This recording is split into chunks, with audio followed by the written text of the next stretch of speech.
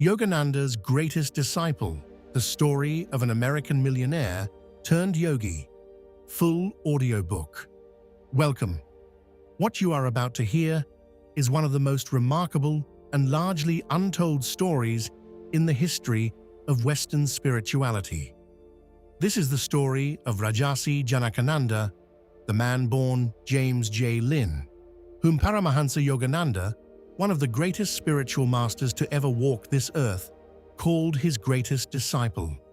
Not his most promising student, not his most devoted follower, his greatest disciple. And Yogananda did not use words carelessly. Here is what makes that so extraordinary. This man was not a monk. He was not a renunciate living in an ashram. He was a self-made American multimillionaire. He owned oil fields, railroads, insurance empires, and citrus groves. He attended business conventions and sat in board meetings. He wore suits, and Yogananda still called him his greatest disciple. He started with nothing. Born in a one-room log cabin in rural Louisiana, the son of a struggling tenant farmer, young Jimmy Lynn left home at 14 with nothing but his raw intelligence and an unquenchable hunger for something, though he couldn't yet name what that something was. What followed was one of the most breathtaking rises in American business history. Bar certified at 21, CPA at 24 with the highest score ever recorded. Owner of a multi-million-dollar empire before the age of 30. By every measure the world offers, he had won. And yet behind all of it, he was tormented, restless, his body deteriorating, his mind never quiet. His soul, as he would later describe it himself, was sick. No amount of wealth could touch it. No achievement could fill it. Until one January day in 1932, when an Indian monk came to Kansas City, and everything changed.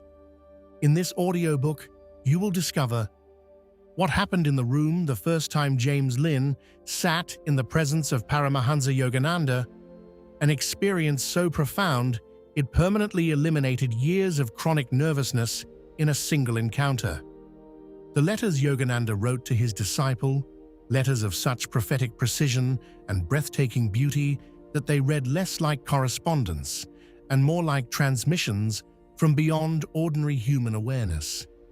The story of what happened at the 1933 Chicago World's Fair, when millions flooded the city to witness the greatest spectacle of the modern age, and James Lynn never once went near it, because what he found in stillness made every wonder the outer world had to offer look pale by comparison. The truth about samadhi, the state of superconsciousness that the greatest yogic traditions describe as the ultimate achievement of human existence. The direct, overwhelming, undeniable experience of God, not as a belief, not as a concept, but as a living reality that this Kansas City businessman entered regularly, sometimes on a beach, sometimes in a garden, sometimes in the middle of an ordinary afternoon. A state that even most dedicated lifelong yogis never reach. And the profound friendship between these two souls, so beautiful, so deep, so utterly beyond ordinary human relationship that those who witnessed it compared it to the greatest spiritual friendships in the history of the saints. Here is why this story matters for you. James Lynn did not achieve what he achieved by abandoning the world. He achieved it in the middle of it, which means the ancient teaching is true, that the ultimate state of human consciousness is not reserved for monks in caves, that it does not require you to walk away from your life. It is available right here, right now, to anyone with the sincerity and the hunger to pursue it. James Lynn started with less than most of us have. He had every reason to stay comfortable, stay distracted, and stay asleep. And he woke up anyway. May his story do the same for you. Sit back, breathe, open your heart, and enjoy. Yogananda's greatest disciple, the story of an American millionaire turned yogi. At 9 o'clock on the morning of the 9th day of the 9th month in the year 1909, a homesick 17-year-old youth named Jimmy Lynn got off the train at the old Union Depot. Perhaps even then the something different in his nature was coming to the surface, something that caused him to notice the coincidence of the number 9. Although the day was Sunday, he walked across the railroad tracks to the Missouri Pacific office above the freight house. Men were working as he went to work.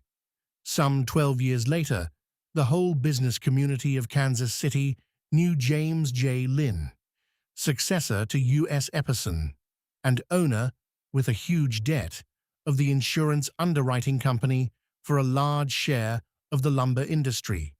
He stood out as a youthful prodigy. This year, 1951, people who liked the ring of the term business empire could put Mr. Lynn in the empire class, at least by Kansas City standards. It spreads into 3 separate insurance operations, into oil production, citrus fruits, railroading, and a substantial banking interest. Financially, the original Epperson enterprise is now overshadowed by oil, but it is the largest reciprocal fire exchange in the world. This man who pushed ahead, building and expanding in the world of big busyness, is unique. In one sense, he suggests a mystic in Babylon, a man more concerned with a religious philosophy than any of the showy or luxurious things that money will buy. His private office in the R.A. Long building breathes financial stability, a massive walnut office hung with heavy draperies in the manner of past decades. The bald man behind the heavy desk is bronzed from persistent living outdoors. Life close to nature is part of his creed. His face is so sensitive that you hardly notice the square jaw. There is nothing about him to support the bulldog type. The scope of his activities implies that he is one of the busiest executives in this part of the United States. From this intensely practical life, he takes time for meditation, contemplates the meanings of humanity in the vast scheme of things. Out of these meditations and years of Bible reading and reading from other religions, he has developed his approach to the Christian philosophy. He discusses it freely, but not in a way that is easy for a visitor to understand.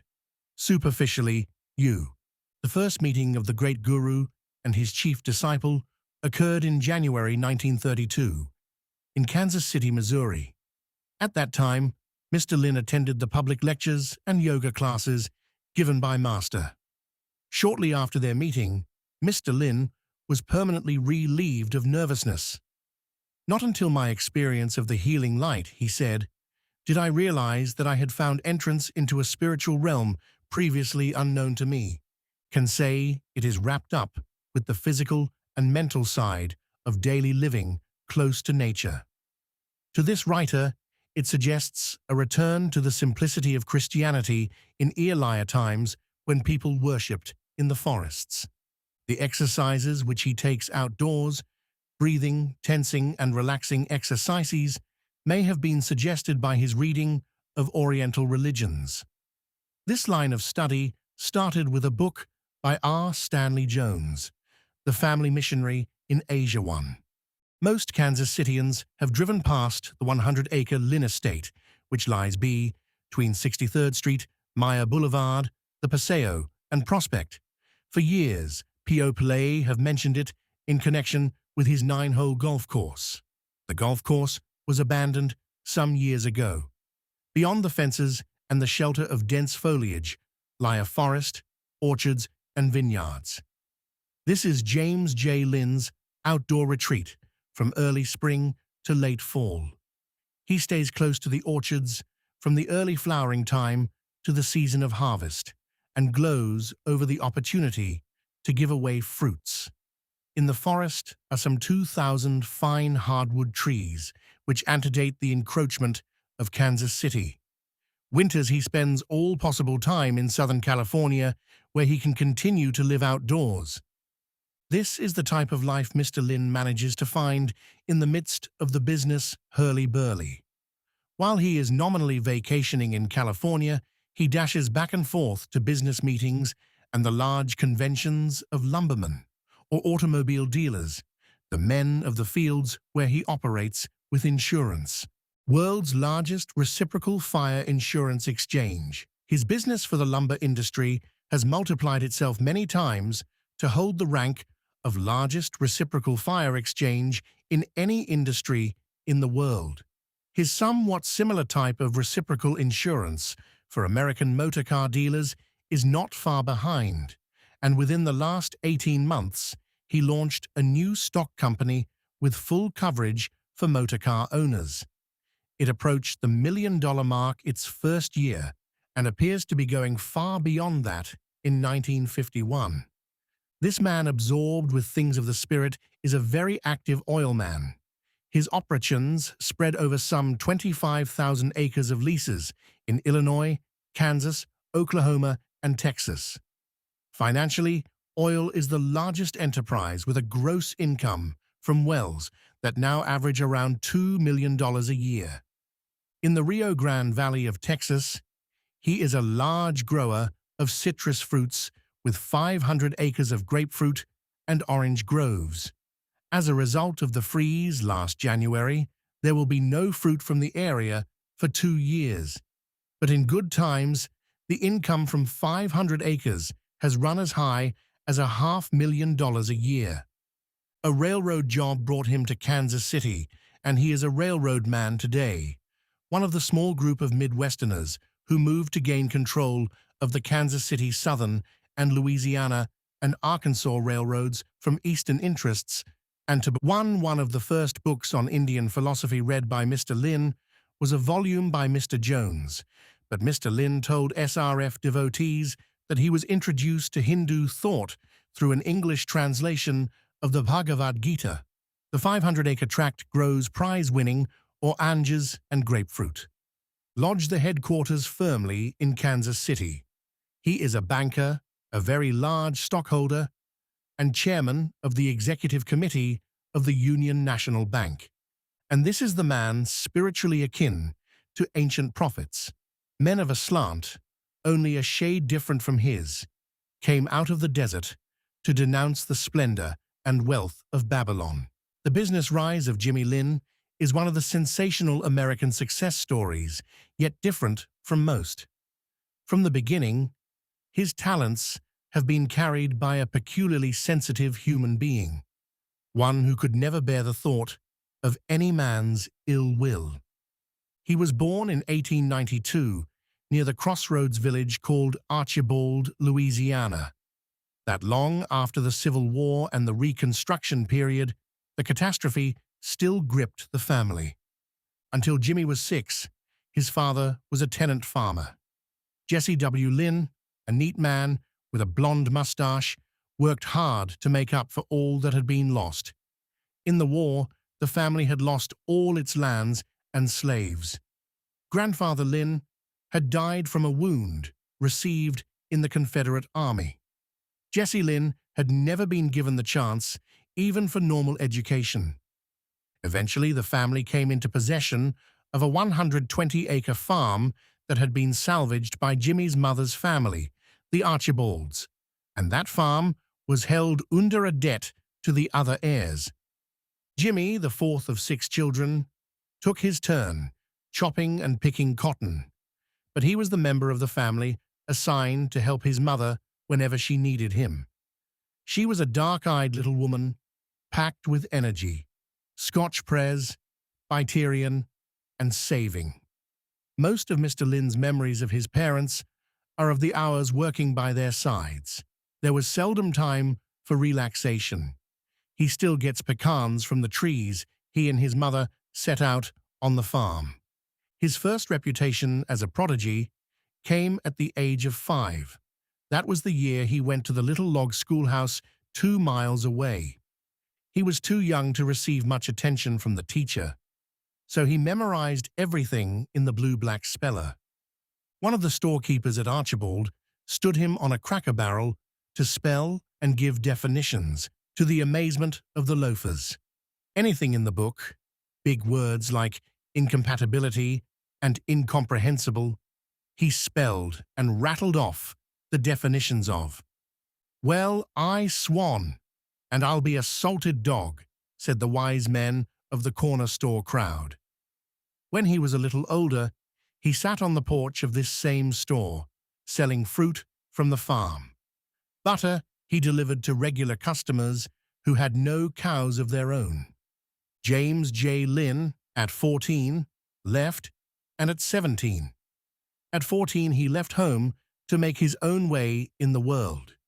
He got an education while holding full-time auditing positions by attending evening classes in high school subjects, accounting, and law. He passed the bar examinations at 21, and at 24 was a CPA. James Jackson of the Kansas City Star writes, "Mathematics-wise, Lynn's IQ would have rung the bell for genius." Mr. Lynn, at the site of one of his oil wells, Archer City, Texas, 1950. The J.J. Lynn Oil Division was then in charge of about 25,000 acres of leases in Illinois, Oklahoma, Kansas, and Texas. A good ball player, his timidity and horror of causing displeasure may have helped his school record. He was shunted around from school to whatever district could afford a teacher that year. And in each, the teacher pointed out Jimmy as an exam PE of top-class work and perfect deportment. He saved himself from the label of teacher's pet in baseball.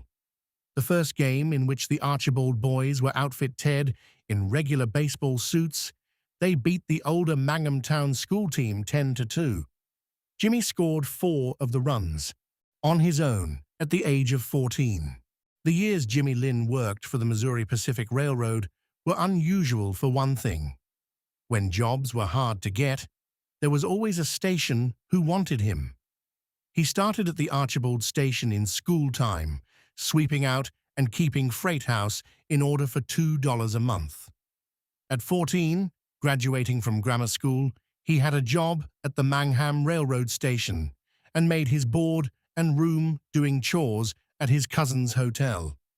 His first life ambition was fixed on the glamorous office of division superintendent, a life goal that he never achieved. The most impressive figure he knew was W.C. Morse, the division superintendent. In a private car, this stern but warm-hearted individual of knitted eyebrows traveled up and down the line. Whenever another station agent asked for Jimmy at higher wages, Morse grumbled that he was too young and always let him go. That was the way he went to Oak Ridge for a temporary job at $35 a month. From there, he moved on to Faraday, the city and division point, at a remarkable $63 a month. When there was a second opening, he got the job from his older brother, who married on the strength of it. Slackening business forced a cutback, and Jimmy insisted that he was footloose and the one who should go. A traveling auditor for the road was quick to recommend him to a friend with the MK&T Railroad at Moberly, Missouri, and that turned out to be the high road to Kansas City. Homesickness can be a terrible thing for anyone. More than most teenagers, Jimmy Lynn depended on the warmth and good feeling of human relations. At Moberly, he was lost in a world of old people, old men at the office, and 2 old women who rented him a room. One of these women struggled with belated music lessons and hammered away on the piano until all hours of the night. Then she resented Jimmy's alarm clock that went off early in the morning, and so he found the job in Kansas City, working for the chief clerk to the Missouri Pacific Division engineer. This chief clerk was a man he had known back in Louisiana. From that Sunday of his arrival in Kansas City, he felt that he was among friends. Within a little more than 7 years, he was to be the general manager of the big underwriting company, second only to U.S. Epperson himself. Promotions came fast. he was employed on the Missouri Pacific in Kansas City as an assistant auditor. In less than a month, the auditor was transferred, and a frightened 17-year-old Jimmy Lynn handled the auditor's job. He learned it by doing the work, and after that, he was not afraid of new jobs. Law school, high school, and a full-time job. But the main theme of the 7 years was education. He started from a public school education that had been cut off in the middle of the 9th grade. About a year and a half after he came to Kansas City, this young assistant planted the idea of getting a legal education at the Kansas City School of Law. The law school exacted Jimmy Lynn's promise to make up the high school education that he had missed. He carried his full law school course and high school subjects at the same time. Within a year, he added a correspondence course in AC counting to the load. He soaked up education in 3 different fields by night and held a full-time job by day. At 21, before he had completed his law course, he was admitted to the bar. By that time, he had stepped up to an assistant in the firm of Smith & Brody, certified public accountants. Without such items as getting a high school education and going through law school, Jimmy Lynn's accounting education alone would have been a prodigious undertaking. 2 local accountants offered night courses to the correspondence school students, and Jimmy took them. On his own, he read everything in accounting he could find and worked all the problems. Under the rules of the state board, nobody could become a certified public accountant before the age of 25. Long before that age, Jimmy Lynn was handling involved, top-bracket accounting jobs for Smith & Brody. When he was 24, he passed the state examination with the highest grade on record to that time. Confronted with such evidence, the board waived the age rule and gave him his CPA certificate at 24. By that time, he had a 20% interest in the accounting firm. It was during this period of high-pressure education that Jimmy Lynn met and courted Miss Frida Josephine Prill of Kansas City. They were married in October 1913. Along with the urge to please everybody, Jimmy Lynn seems to have been born with unusual curiosity. It was in his nature to look for the explanations of everything. For a curious individual, accounting can be an adventure. Figures tell the story of a business, how it operates, and what makes it tick. In Kansas City, young Lynn was assigned to accounting work for the U.S. Epperson Underwriting Company and the Lumbermen's Alliance, which it served. In Chicago and St. Louis, he audited other reciprocal insurance exchanges. The figures were business education. Circumstances brought together the boyish Jimmy Lynn and the weighty Epperson. Lynn was assigned to audit the affairs of a burned-out Mississippi mill, which happened to be a case that had particularly concerned U.S. Epperson. He searched through the voluminous file and made a point of answering all the questions that had been raised. His audit revealed the clear motive for arson. Epperson showed that he was impressed. It happened at a critical time. Death took N.A. Thompson, the underwriting company's general manager, and Epperson was like a man who had just lost his right hand. He called on Lynn to straighten out some of his personal affairs, then offered him the job of treasurer in the company. Lynn refused. Late at night, while he worked over the books in his office, Jimmy Lynn felt Epperson's eyes on him, and from time to time, he heard the words, "I wish you weren't so young." Out of the situation came the offer of the top job of general manager. At the age of 24, and barely arrived at the status of CPA, Jimmy Lynn had the experience of competing powers bidding for him.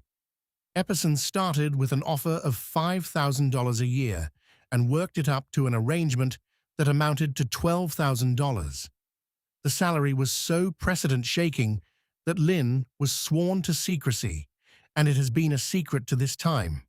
Fred A. Smith, head of the accounting firm, countered by offering Lynn full partnership, which was probably worth more than Epperson's $12,000. It wasn't the salary that tipped the scales, but opportunity. Epperson spoke of his age and the chance to take full responsibility within a very few years. The opportunity turned out to be greater than Jimmy Lynn knew, and also far more precarious. The hope of someday taking over full management for Epperson ended in 1921. Epperson decided to sell. He was ill and fearful that something would occur to destroy the value of his business. He wanted to put his affairs in order. A frantic Jimmy Lynn proposed that he should buy the business himself. Epperson stated the very obvious fact: you don't have the money. A risky loan that produced great results. In his later years, E.R. Swinney, head of the First National Bank, talked about Jimmy Lynn as his #1 example of a risk loan that produced great results. Swinney elaborated with the enthusiasm of a man who might have been criticized or kidded for his daring. The size of the loan, which was the purchase price of the company, has never been made public. It stood somewhere high in the hundreds of thousands, and it was made strictly on the character of a young man who was not yet 30 years old. The notes were handled through the bank, but it was generally understood that Swinney had personally guaranteed the loan. When Lynn produced a check for the full amount of the purchase price, U.S. Epperson was so dumbfounded that he took a month to decide to accept the check and sign the contract. The Epperson Company had originated with a problem in the lumber industry. Because of the fire hazards at lumber mills in early years, they were unable to get insurance for more than 3/4 their value, and that only at exorbitant rates. Mr. Lynn, at the age of 29, when he became the owner of U.S. Epperson Underwriting Co. Right. Mr. Lynn in his Kansas City office, about 1937. If we are at peace within our beings, we can harmoniously carry on our duties even in the business sphere, Mr. Lynn said. We can accomplish admirable things in the world without necessarily clashing with others. Eventually, we can perform all our duties with the full consciousness of God's presence. In 1905, R.A. Long and other leaders of the industry organized the Lumberman's Underwriting Alliance, which was set up to spread the individual's risk throughout many companies in the industry, the group standing ready to make up the fire losses of anyone. U.S. Epperson formed his company to handle the insurance for the alliance on a flat percentage basis.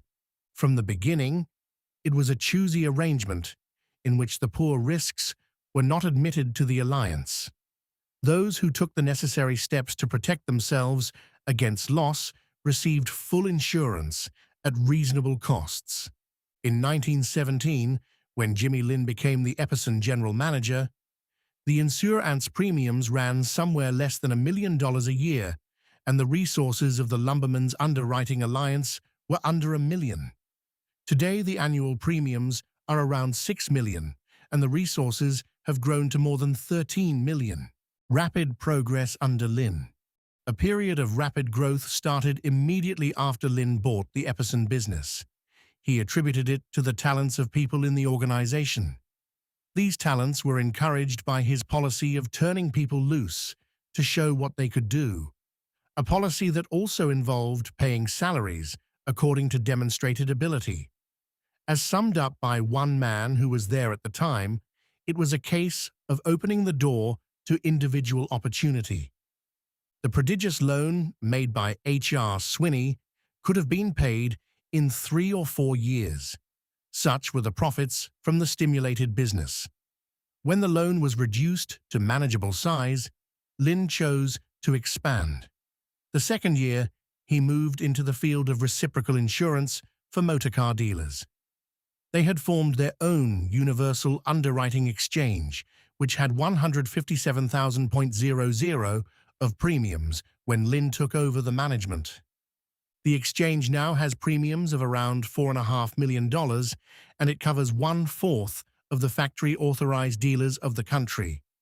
Like the lumber companies, the automobile dealers come into their exchange on a highly selective basis that holds down the total. The Lynn sideline in citrus fruits started back in 1927 with a 20-acre ranch. He discovered that he couldn't get top management for a ranch of that size, so he expanded to 500 acres. His oil business started in 1933 on the kind of deal he wouldn't take today. In the middle of a large Illinois oil field, a stubborn farmer held out for $50,000 as the price of a lease on 100 acres. The big experienced operators wouldn't take it. Lynn paid the $150,000 and got a dry hole for a start. The second drilling job juiced one of the best wells in the field, and he was on his way. Of him, Master said, "I am proud that in Mr. Lynn, a Westerner stepped forth to show the world the worth in daily life of yoga training. Through him, the lives of many, many men will be profoundly changed and turned toward God." A philanthropic gesture for a beloved city. The only strictly public job accepted by James J. Lynn was service on the park board. It might have been connected in his mind with reverence for the outdoors and life dose to nature.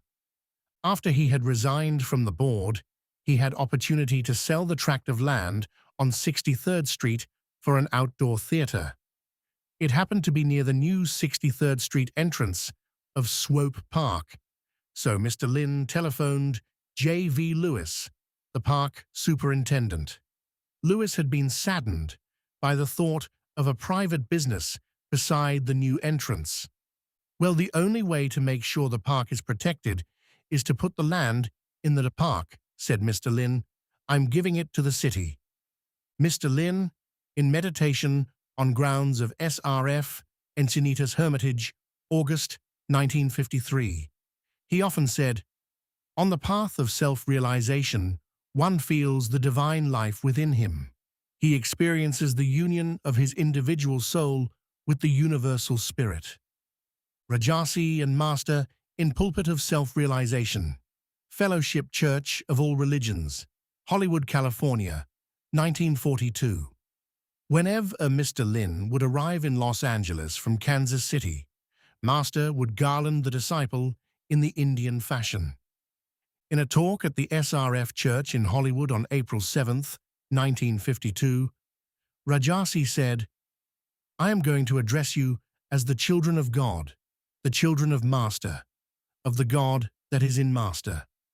Our Guru came out of the East to the West to bring us, by the example of his life and by his spoken and written words, a divine message of conscious union with God. It was the Heavenly Father that chose Paramahansaji, incarnated him, and sent him to America, that he might bring us all closer to him." Words of Master about Mr. Lynn. The following is a letter to Mr. Lynn written by Paramahansa Yogananda, Los Angeles, February 27, 1932, a few weeks after their first meeting. The Great Ones choose able, willing devotees on earth to deliver other men from ignorance and suffering. On your human life, the immortals have put their invisible hands. God and the Masters could employ miracles to create big temples, but that would not change souls. But when the Great Ones find a man that makes a fragrant altar of his heart, they come there to dwell and to work goodness. The Great Ones love to establish a temple of spirit in true devotees like you, that wisdom-hungry men may come there to feast on the divine manna. Rejoice, and I too rejoice that the Spirit has taken the flute of your life to play the divine song of self-realization and to lure other children back to his home. Let us set ablaze new altars of self-realization all over America. Let us help to drive away all darkness in men. Let us leave on this dream life our spiritual footprints, that others may follow them to banish misery-making nightmares. Let us speak to all about the divine regions where dark dreams dare not tread, where God's fountains of bliss gush forth in ever-new ways to enthrall us, and where we may satisfy all the beautiful desires and fancies of the human soul. A covenant of everlasting friendship. I send you my deepest love, and my covenant to be your friend forever. When we have crossed the portals of finitude and incarnations, we shall reach the bosom of the divine friend and become one with him. You are a Hindu yogi of Himalayan hermitages of the past, appearing in this.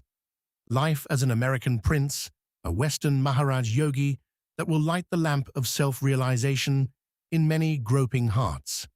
Master and Mr. Lynn, SRF Headquarters, January 14th, 1933, 1 year after their first meeting. Some people say, the Western man cannot meditate. That is not true, Master declared. Since Mr. Lynn first received Kriya Yoga, I have never seen him when he was not inwardly communing with God. Master and Mr. Lynn have just risen from their meditation posture on the ground, see above. The love shining in their eyes as they would gaze at each other was beautiful to behold. How outstandingly great, outstandingly gracious, outstandingly kind he was, Mr. Lynn said of his guru. Master wrote the following letter to Mr. Lynn, dated October 13th, 1933, Los Angeles. Most blessed, beloved little one, I have been so intoxicated with the God in you, and with the remembrance of the pillar of light that we saw enveloping us in the meditation in Chicago, that I did not realize I have been so long in writing you. You have never before been so strongly present in me. You are always with me now, so I can't miss you. So vividly have I seen your soul, like a glittering jewel and an ornament in God's omnipresence. I have been most happy since the Lord sent such a one as you to look after his work with me. I was tired of hollow-hearted people who wanted respect from me because, or their riches. I shrink from people who expect me to appeal slavishly to them for funds to carry on this work for the world. I and my dear ones here at the Mount Washington Center would rather go hungry than beg a crumb from anyone who thinks that the anchor of life is not God, but material possessions. I do not try to write you often, as I see you in God. Just a little while ago, a great, infinite tide was tumbling about in my heart, and I saw you swimming steadfastly with me to his shore. You are more fortunate than 1,000,000 earthly kings, for God has given you self-control and a deep willingness to meditate. He is steadily drawing you unto him. The most destructive shaft of Maya delusion is unwillingness to meditate, and thus to prevent oneself from tuning in with God and Guru. The following is a letter to Mr. Lynn, written by Master in 1934. By it we understand that in 1934, Master already knew that Mr. Lynn would spend his last years in California meditating in quietude, rather than becoming entangled with the details of our organization. The last two paragraphs also are beautifully prophetic. Someday, I know God will free you from your business life, and then you may come here to meditate on these sacred hills in complete ecstasy with God. When you are thus free, I would not want you to be entangled with the details of our organization. I would want you only to revel in the infinite. When you get a pension from the Divine Mother to retire from your business life, there will be no more work for you, only thinking, meditating, and talking with her. In Plato's story of the two stallions, one stallion was turned heavenward, the other earthward. But you and I both are turned heavenward. Both are pulling the chariot of this work to the goal of divine fulfillment. Both of us, directed by the Great Ones, are necessary to draw the vehicle to its goal. That God has given me the privilege to serve is my blessed good fortune. I want nothing. My only desire is that I may establish this work as a divine oasis where aspiring souls may quench their thirst. When your bodily changes do not affect your hoard of acquired spiritual realizations and your love for God, know then that you have become firmly established in Him. At heart, renounce everything and realize that you are just playing a part in the intricate cosmic movie, a part that sooner or later must be over. You will then forget it as a dream. Our environment produces the delusion in us of the seeming importance of our present roles and our present tests. Rise above that temporal consciousness. So realize God within, that He becomes the only environment, the only ambition, the only influence in your life. You must work just to please Him. Meditate to bring Him on the altar of peace. Bliss is the only altar where God comes. He does not accept any other vibration, any other invitation. When you and I have fulfilled our mission on earth, we shall be released. Then we shall be free to stay in heaven or to come back here. When we are free, we may take trips to earth to load our boats with shipwrecked souls and to bring them safely to the divine shores. A vision of reunion after death. I write this now, as I see this vision as I sit on my roof, one under the sunlight, encircled by the infinite. When you come to me in future, together we shall rejoice exultantly, merging as one in the eternal sea. Extracts from a speech by Paramahansa, January 3, 1937, Los Angeles, at a banquet held in his honor to celebrate his return to America after a visit to India in 1935 to 1936. It is because of Mr. Lynn's great love for God that I have given him the title of Saint. In him, and in a number of others in the West, has been fulfilled a prophecy uttered by our great master Babaji II of India, who said in 1894, "The vibrations of many spiritually seeking souls in the West come flood-like to me. I perceive potential saints in America and Europe waiting to be awakened." The love and friendship of Saint Lynn and the affection of many other wonderful souls have brought me back to this country. I had thought I might not return here. All places are the same to me because they are filled with the omnipresent Spirit. 1. See photograph of the roof on page 33. 2. Babaji, Guru of Lahiri Mahasaya. See page 75. Master and Mr. Lynn, hand in hand, on a secluded porch of the Encinitas SRF Hermitage, 1947. Left. Mr. Lynn and Master, in affectionate greeting. As the Guru arrives in Encinitas by automobile from Los Angeles, 1944. Right. Mr. Lynn sunbathing on the SRF Hermitage porch, Encinitas, 1940. When I close my eyes, I am with my father. I don't know whether my body is in India or in America. But the love of these friends brought me back here again. In friendship, there is no compulsion. In all other human relationships, there is some form of compulsion. But friendship is the natural and spontaneous gift of the heart. Saint Lynn and I live in the greatest joy and friendship. What I had expected of him in spiritual development, he has more than fulfilled. He represents the best in American business principles as well as in universal spiritual principles. In the Encinitas Hermitage, Saint Lynn and I have been meditating day and night. I have a hard time even to get him to eat or sleep. In this country, I have never before known such unity and friendship, such divine communion.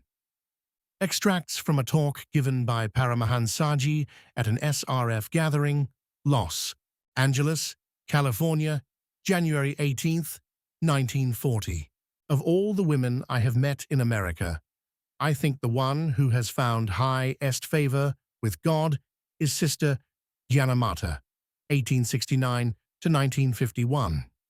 Of all the men I have met here, I think the one who has found highest favor with God is Saint Lynn. Saint Lynn, more than most of us, is busy with many large affairs. Still, he and I hardly ever talk business or worldly matters. We meditate together. Most men have never explored soul possibilities. A businessman of his type is expert in weighing comparative values. By his own efforts, he has enabled himself to judge fairly between the worth of mundane joys and the worth of spiritual joys. Most people think that money will bring happiness, but they have no correct standard of comparison. They have never explored the possibilities of soul happiness. All the joys they know about are physical, material, and mental joys. Of the blissful soul realm, they know nothing.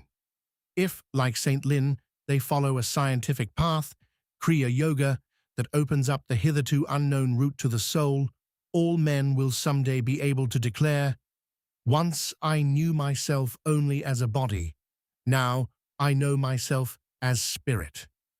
Some people say, the Western man cannot meditate. That is not true. I gave Kriya Yoga initiation to Saint Lynn shortly after I had met him, and since then I have never seen him when he was not inwardly communing with God.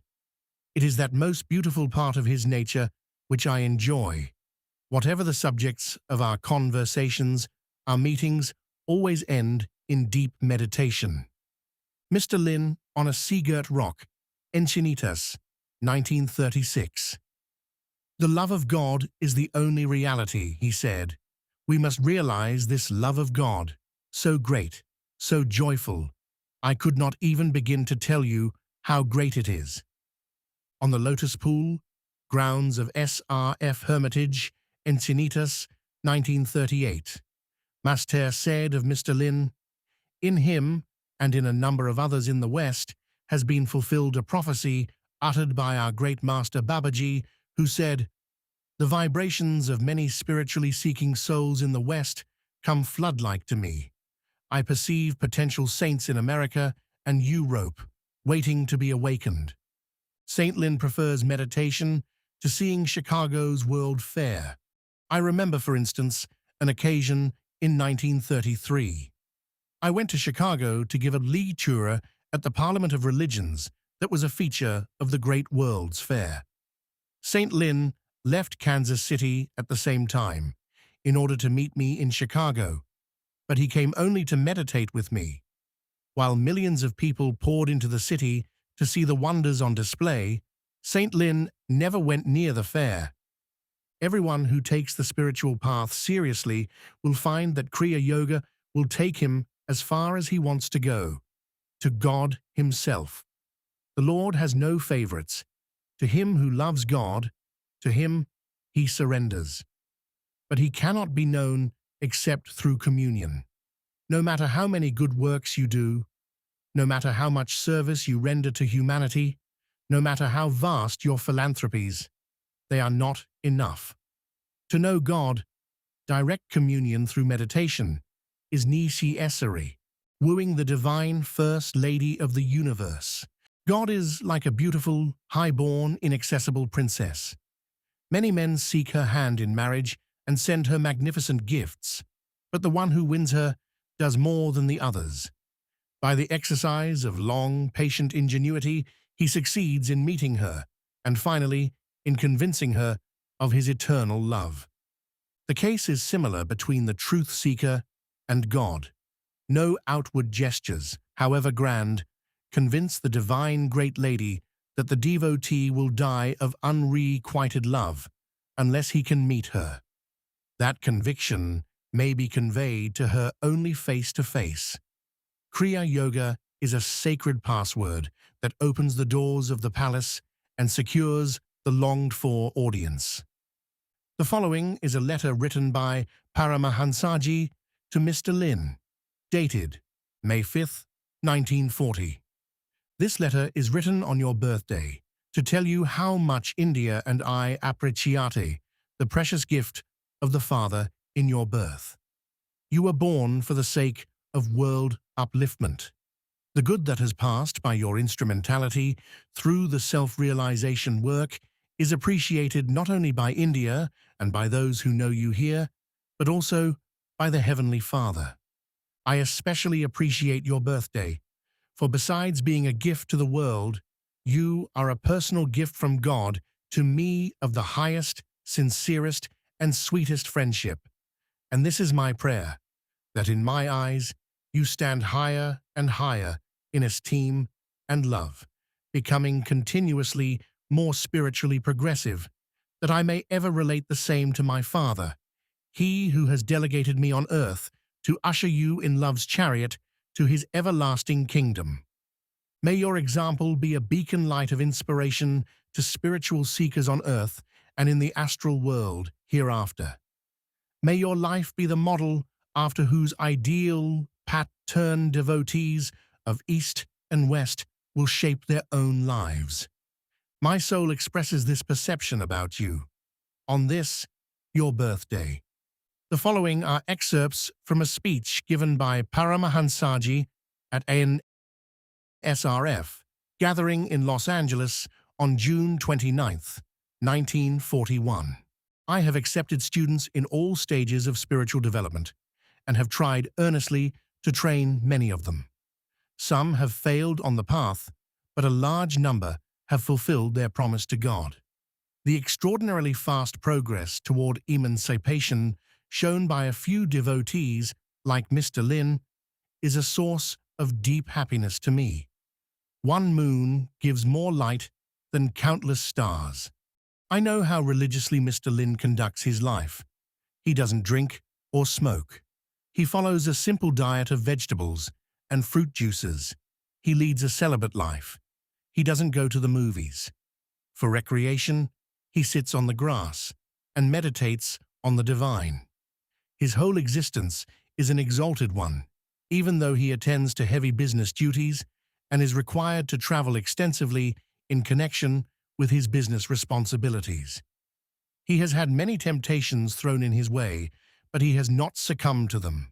He has felt the joy within which is greater than anything the world can offer. Lord, thou art more tempting than any other temptation. I am proud that in Mr. Lynn, a Westerner has stepped forth to show the world the worth in daily life of yoga training. Through him, the lives of many, many men will be profoundly changed and turned toward God. Rajasi, or divine power, is a name of the Lord in the aspect of the cosmic mother. In another Sanskrit etymological meaning, Rajasi signifies king of the saints. Janakananda means the bliss of Janaka. Janaka was a great king as well as a fully self-realized master of ancient India. Mr. Lynn's words about master and SRF. In 1937, Mr. Lynn attended an SRF banquet given in Los Angeles, California, to celebrate the return of Paramahansa from his 18-month tour of India and Europe. The following speech by Mr. Lynn was given on January 3, 1937. Just 5 years ago, I had the great privilege of meeting Paramahansa Yogananda for the first time. I had always been interested in truth and religion, although I had never accepted any church. My life was business, but my soul was sick, and my body was decaying, and my mind was disturbed. I was so nervous I couldn't sit still. An experience of the healing light. After I had met Paramahansa and had been with him a little while, I became aware that I was sitting very still. I was motionless.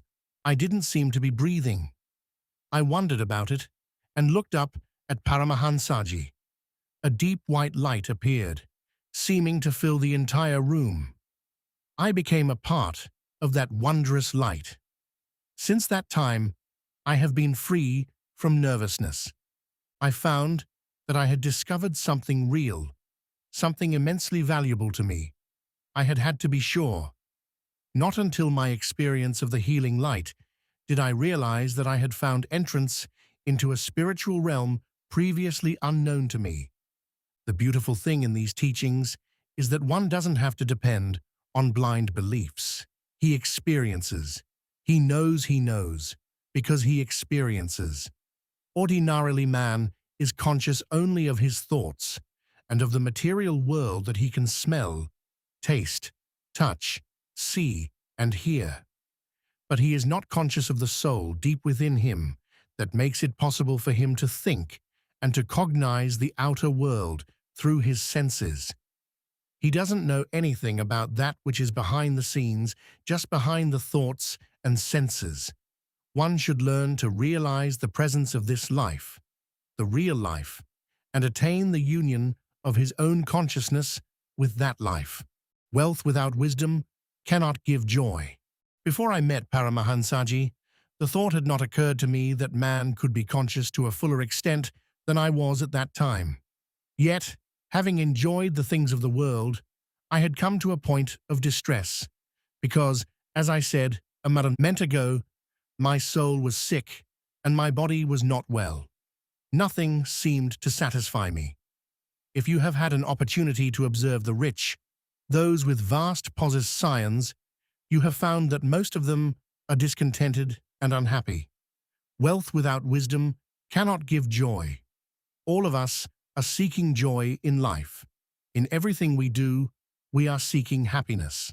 Self-realization path, a blend of yoga and devotion. On the path of self-realization, one becomes alive again. He actually lives.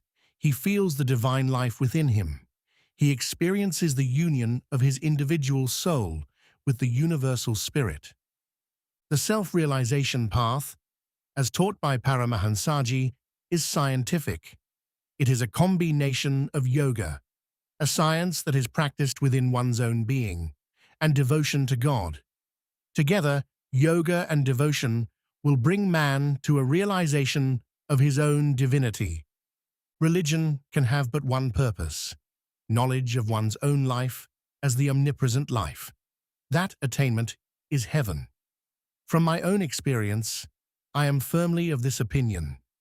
Without making a successful effort to achieve soul realization, man cannot win salvation or final freedom in spirit, a combination needed of Western and Eastern treasures. America is rich in material accomplishments, and India is rich in the wisdom of spirit. A combination of the two will lead to an ideal world civilization. One who lives in the material world alone, in the consciousness of materiality, is attached to possessions. Attachment develops slavery. We become slaves to habits and possessions. It is not possessions that make us slaves, but ignorance and attachment. One with material attachments is never free. He has placed his faith in things that he is bound to lose. Only one possession is lasting: spirit. Take the spirit out of anything, and it has no attraction at all. Life is truly spirit. Two things stay with us when the body goes: life and consciousness. We can get rid of everything except life and consciousness. Those are eternally with us. Self. Realization fellowship teachings show 1.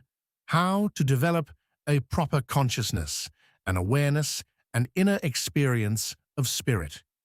Paramahansaji doesn't ask his students to accept anything as a matter of belief only. Practice Kriya Yoga, he says, and discover for yourself the glories of the soul within. Rajasi, on third floor porch of SRF headquarters, Los Angeles, 1937. The baby is the son of Yoshio Hamada, Japanese gardener at the SRF Hermitage in Encinitas. The child's name is James Lynn Hamada. The superintendent at Lynn Farms, Borrego Springs, was a Japanese, George Shintaku. Imbued with great reverence for his employer, George would present himself, freshly bathed, every evening at Mr. Lynn's door for a darshan.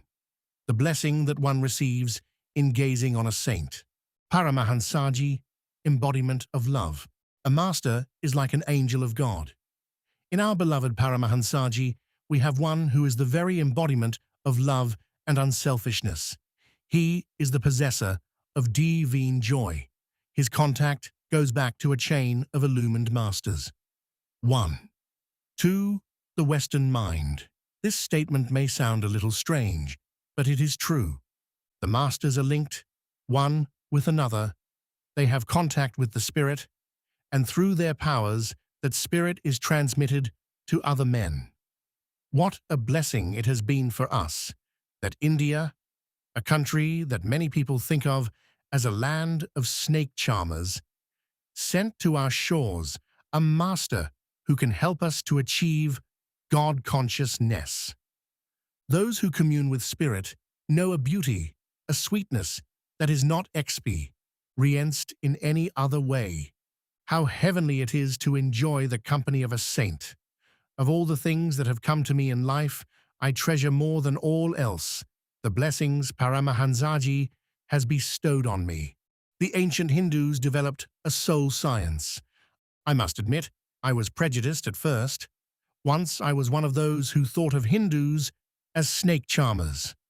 Now, I revere India as the land whose saints developed the highest of all sciences, yoga, the techniques for soul exploration.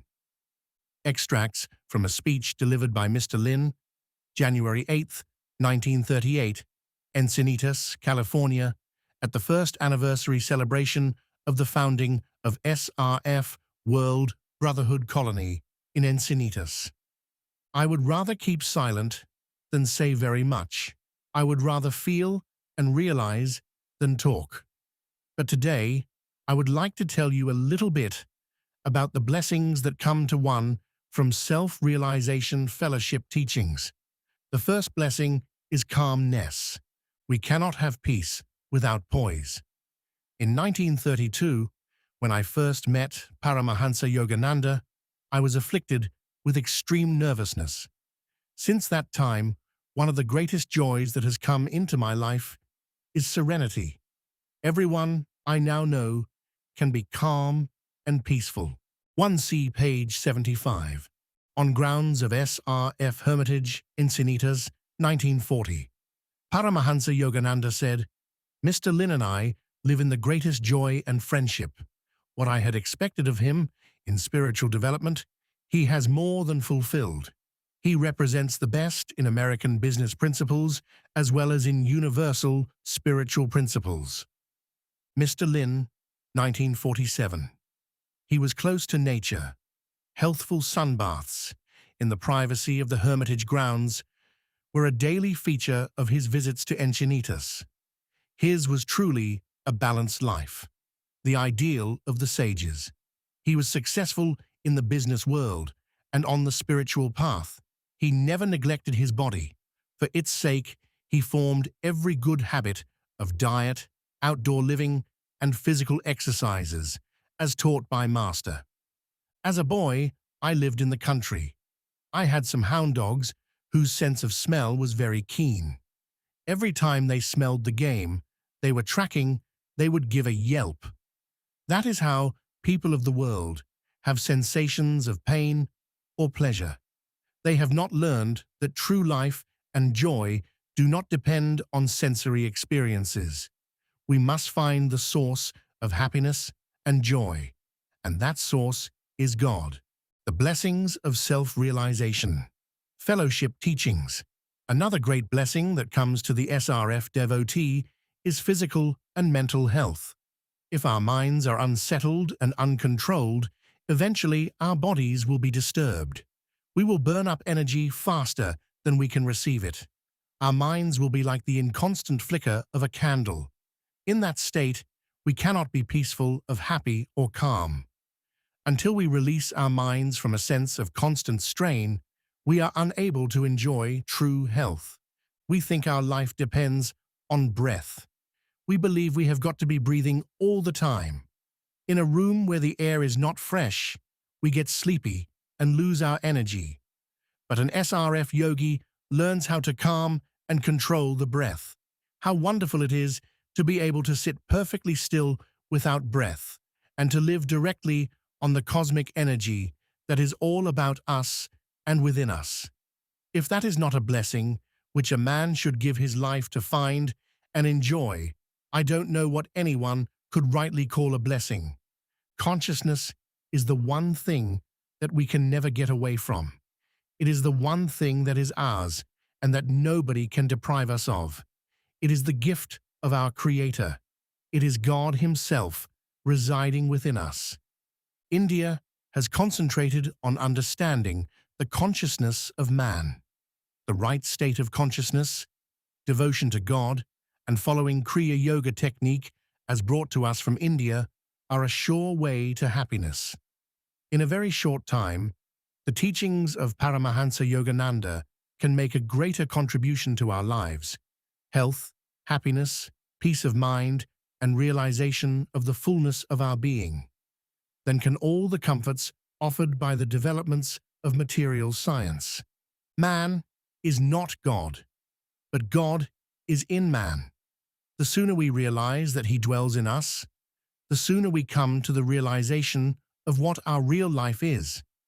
We have an urge for something bigger.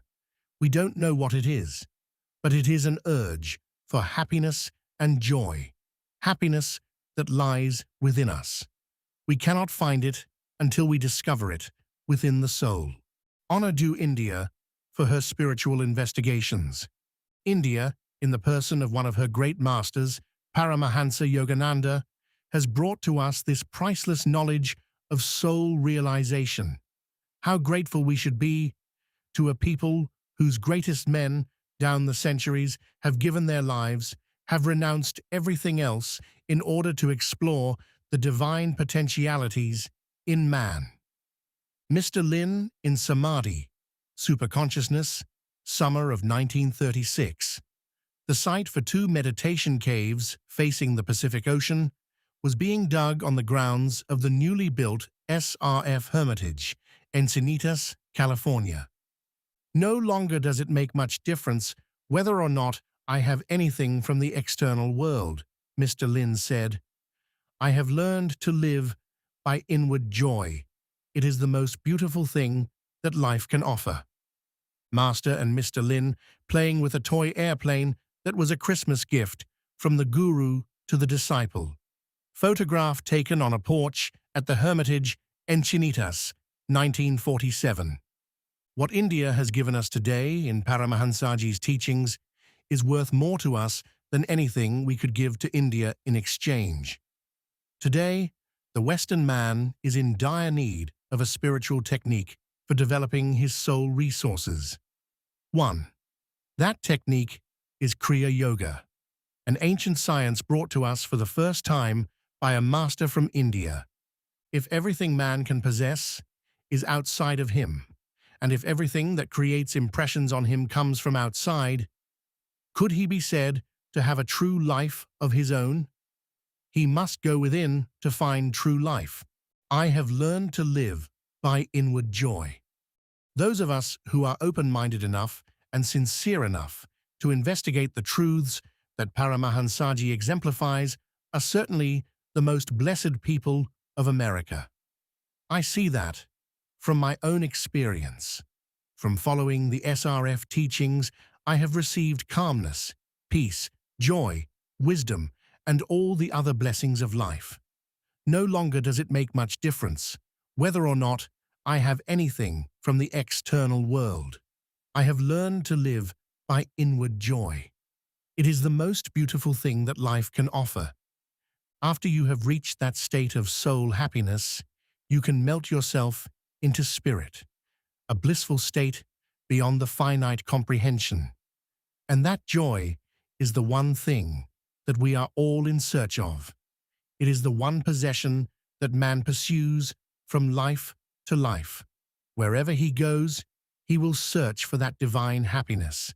That ever-new joy is God. It comes by one's own self-realization.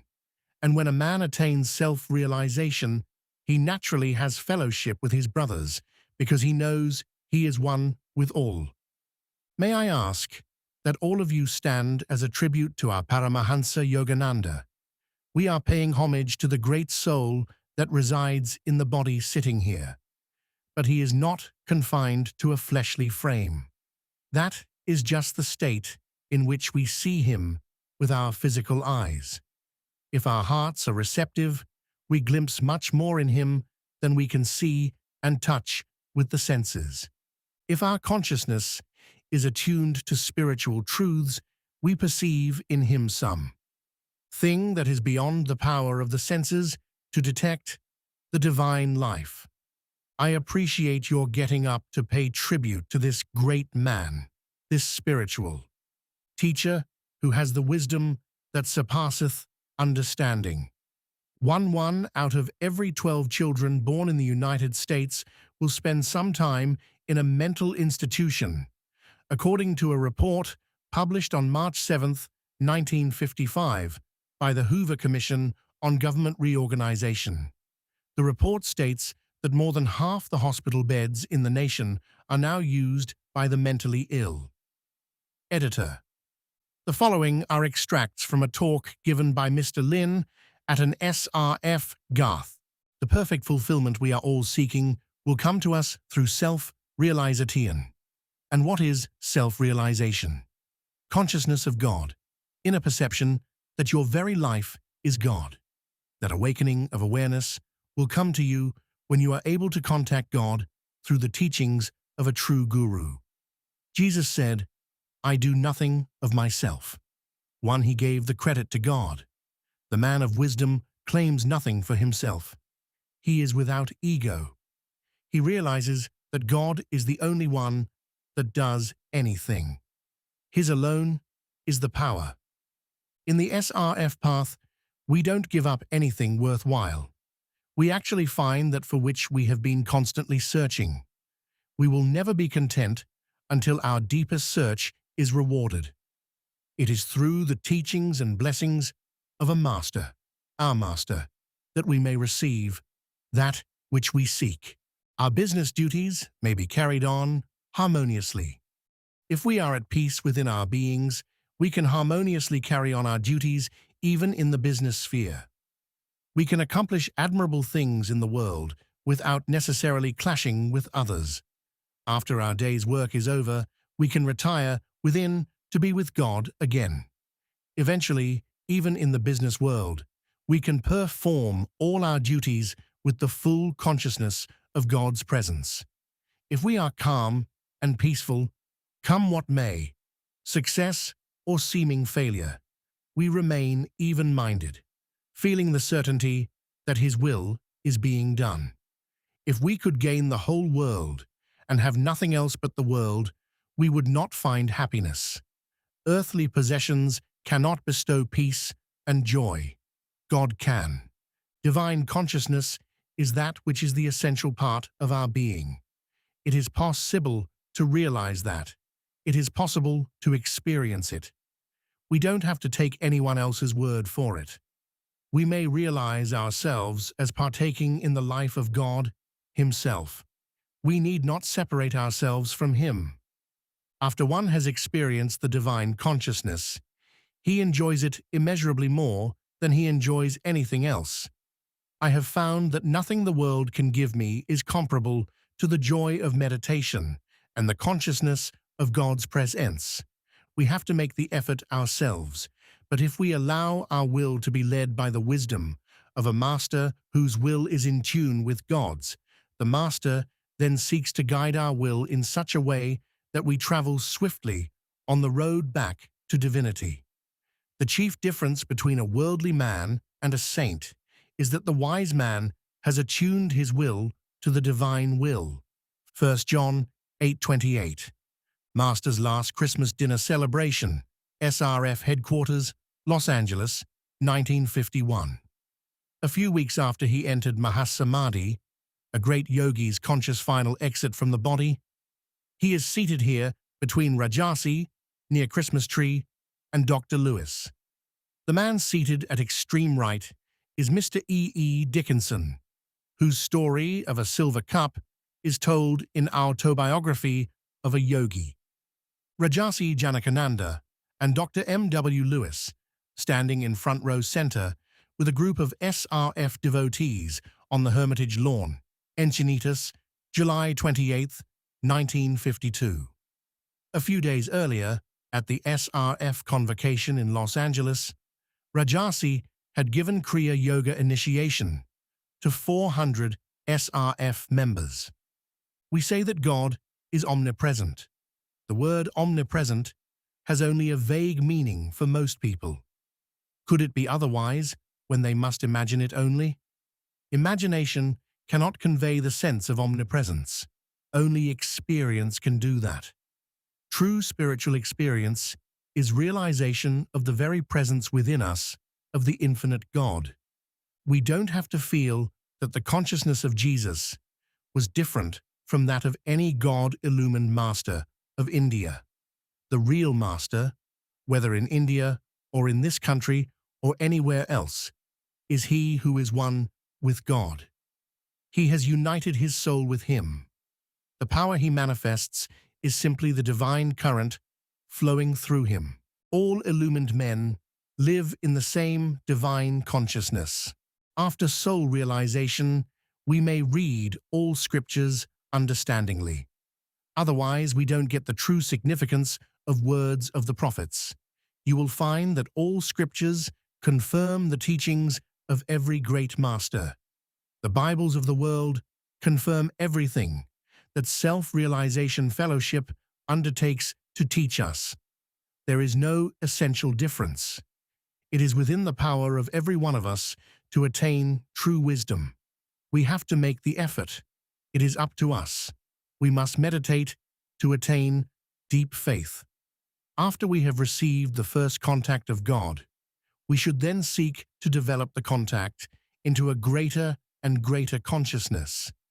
That is what Jesus asked everyone to do. He wanted them to receive his omnipresent consciousness. And that is what Paramahansa teaches. He brings us God, and all he asks is that we receive. May you tune your will to God's will and make the effort to attain self-realization. When you have found the teachings that can bring you to God, accept them. Know your Heavenly Father and enjoy his glory. Mr. Lynn made the following speech on February 20th, 1948. The occasion was the annual flower show in Encinitas, California, where some of the finest perfume essence flowers in America are grown. The SRF gardens in Encinitas were represented at the show with a display of cyclamens, hydrangeas, and cinerarias. Later in the day, Mr. Lynn spoke again at the unveiling of new tow ears placed along Highway 101 to mark the grounds of the SRF World Brotherhood Colony in Encinitas. Most people go through life wondering what it is all about. They know many things, but little about themselves. All human beings are created under divine law, but if they are ignorant of the divine laws, they know little, if anything, about how life should be lived. We assume at times to understand a great deal. When we think we know a lot, that is the time that each of us had better ask himself, do I know anything about my real self? Master and Rajasi, Encinitas, 1946. The guru and disciple could hardly look at each other without breaking into smiles. Seldom has the world seen such a perfect friendship, said Sister Daya, SRF president. Observing them together, we younger disciples were often reminded of the beautiful relationship of St. Francis and St. Bonaventure. Man, in his human aspect, cannot find happiness. We go through life expecting to get our pleasures from the outward world, from the money we make, from the things we build up. But all of these perish. Therefore, in the innermost depths of our hearts, we are dissatisfied. We find at times that after all, we are not so big. We don't amount to so much. When we take a true inventory of ourselves, free from vanity, we find that we are a very insignificant particle of life. And so I am grateful that in my progress through life, I found Paramahansa Yogananda. When I met him, I was a man very busy with many affairs.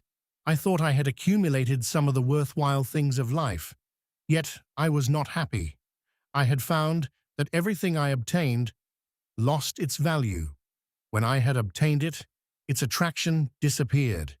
I could not be happy, and yet I went along as best I could.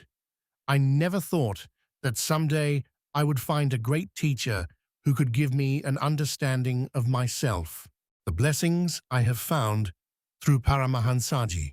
One of the blessings I have received in my friendship with Paramahansa Yogananda has been permanent relief from a state of nervousness, a state of strain, an inward state of uncertainty.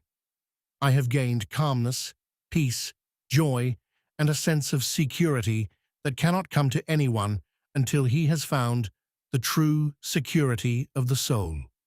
Paramahansaji has brought me this understanding, this blessing of knowledge of the law of man's real being. As I walked through the flower show today, I thought of the flowers as one of the greatest creations of God. In them, we find beauty, color, and perfume. But the loveliness of the soul is greater than the beauty of the flower. Yet the soul cannot be known in its vast and glorious nature, cannot express itself in man's daily life, so long as he remains in ignorance of himself.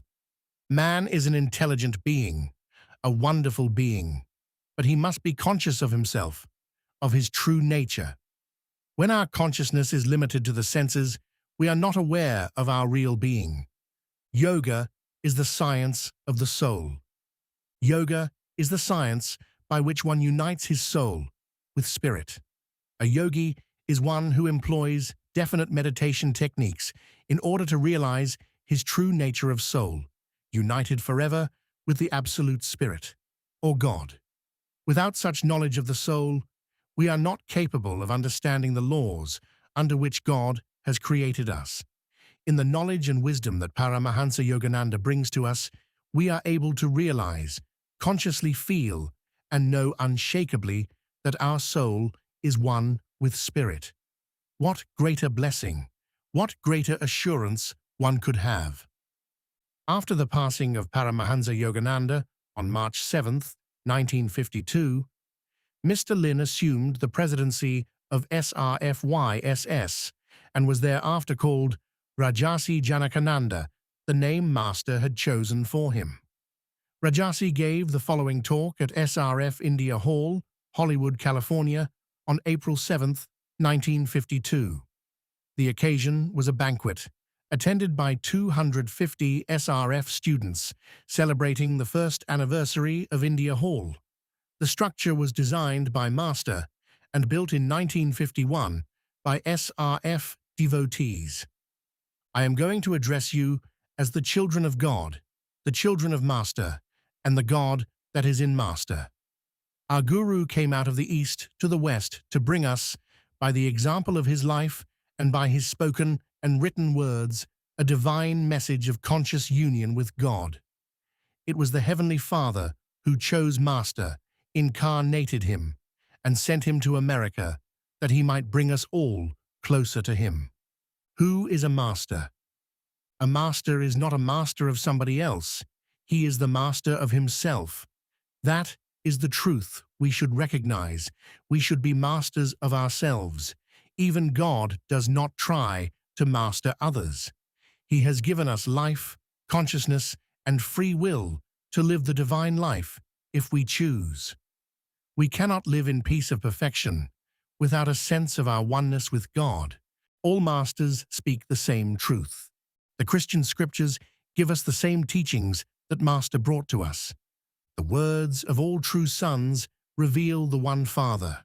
For those of us who will make the effort, there is still the same opportunity to receive from Master the same consciousness, the same love that was here when he was present with us in the body. Since his passing, our awareness of him has increased many times. We should not feel that there has been any loss. I have found the feeling the realization, the power of his cosmic consciousness to be so great as to be overwhelming. We are still able to be in communion with Master in spirit. He is with us and is manifesting life. Do you think that God would send him and then completely withdraw him from us? Surely the Lord does not work that way. One Master's coming here was the work of God, for he was chosen by him to spread the yoga message in the West. 1. And I will pray the Father, and he shall give you another comforter, that he may abide with you forever, even the Spirit of truth. I will not leave you comfortless. I will come to you. Yet a little while, and the world seeth me no more. But ye see me. Because I live, ye shall live also. At that day ye shall know that I am in my Father, and ye in me, and I in you. John 14:16-20. Paramahansaji, the SRF Guru. Master is our Guru. There will be no other Guru. Is there another preceptor? He will continue as always to be our preceptor. Rajasi presided at the 1952 SRF convocation, which marked the 32nd anniversary of SRF in America. On July 26th, at the Mount Washington headquarters in Los Angeles, California, Rajasi gave Kriya Yoga initiation to 400 SRF devotees. Extracts from his speech at the convocation on July 27, 1952, are given below. My subject is the soul. You may think of the soul as a vague something, but do you feel it? Do you realize it? Can you be that and not an ego? Can you be that and not a mind? Can you be beyond mind? These questions cannot be answered truly except by those who have discovered by meditation the existence of the soul within. What is the soul? The soul is a reflection of spirit. The absolute God, the Father, is beyond all creation. We are his myriad reflections in creation. Because God is a reflection of himself in each one of us, we can be many, yet all one Father, one life. And if indeed we are reflections of God, we cannot be only mortal beings. We must be immortal. But each of us has the power to act as a mortal being or as a God, because God gave us the free choice. When we do our will and not his will, when we act as mortals rather than as his divine children, we violate our own being. And then we must naturally suffer the sad consequences. What every soul really wants is simply to become one with spirit.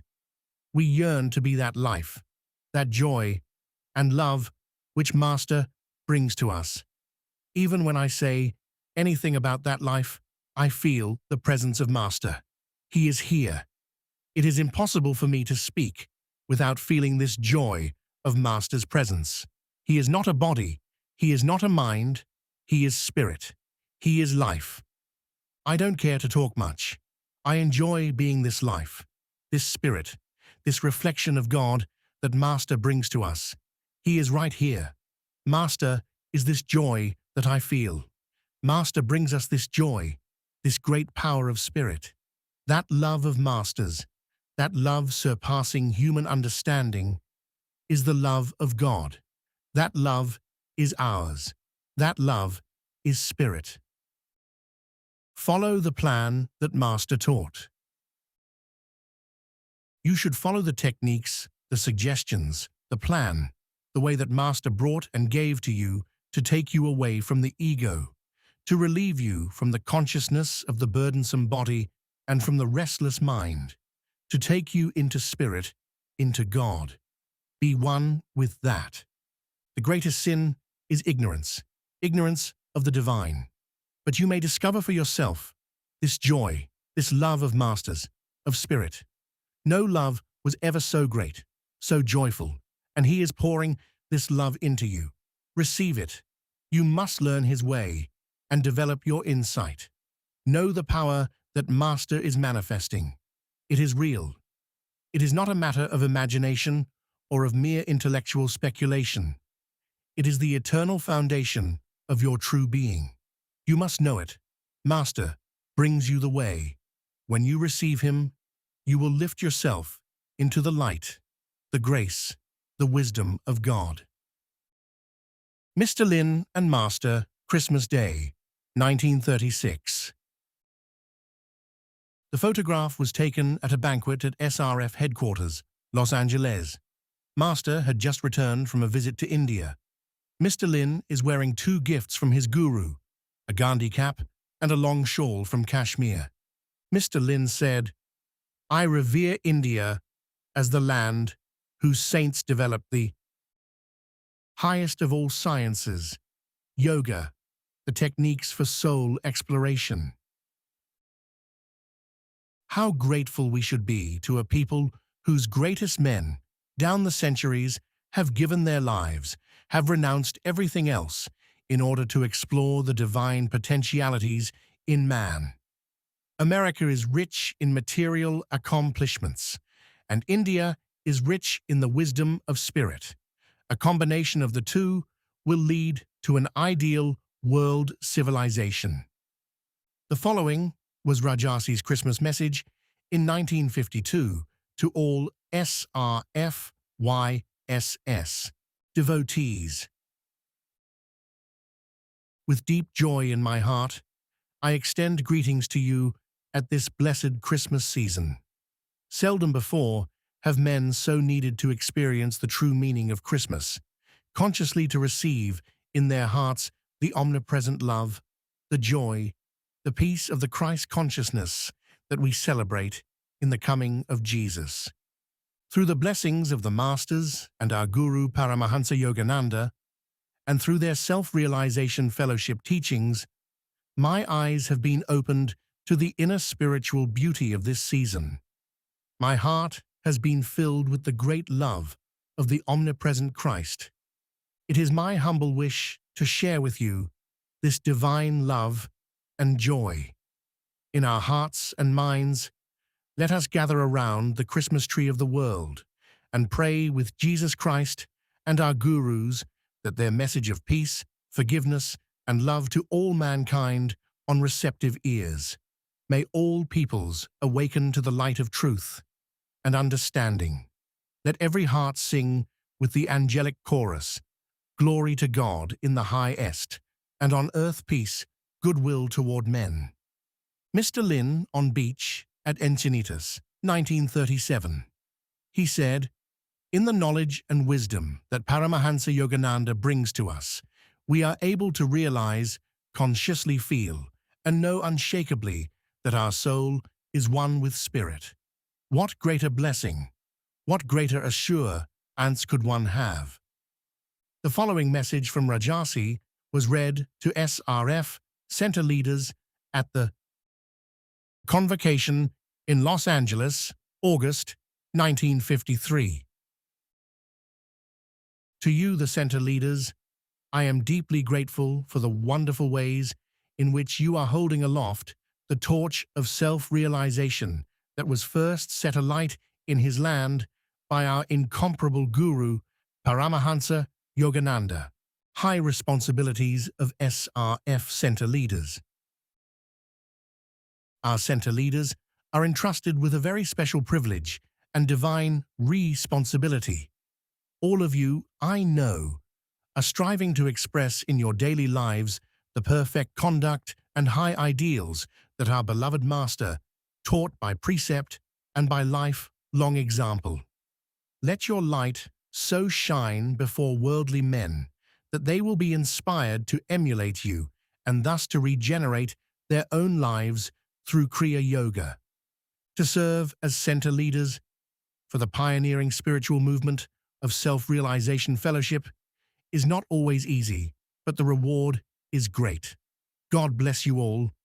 I will close with a quotation from our ever-living guru, Paramahansaji. On March 6, 1952, one day before that of his final samadhi, he addressed a group of self-realization residents and teachers at Mount Washington. He told them, "If other men and women fool away their time, you be lost in God. You will go ahead. Prepare yourself. This work will spread all over the world. Love people with divine love, and be only with those that love the Lord. Let your example be the way to change others' lives. Reform yourself, and you will reform thousands. Egotism is the hardest thing to overcome. Don't think of yourself. When people say good things about you, give the credit to God. Love Him, cry for Him. What does anything else matter, so long as you find Him? Throw yourself into God. Be filled with His love and joy. At the garden party on Mount Washington Estates, SRF headquarters, that concluded the 1953 SRF convocation, Rajasi addressed the students. The following is an excerpt from his speech. All that I have to give to you is the spirit of Master and of God. I have nothing more to say, nothing more to do, except to carry out the wishes that Master had for this great movement.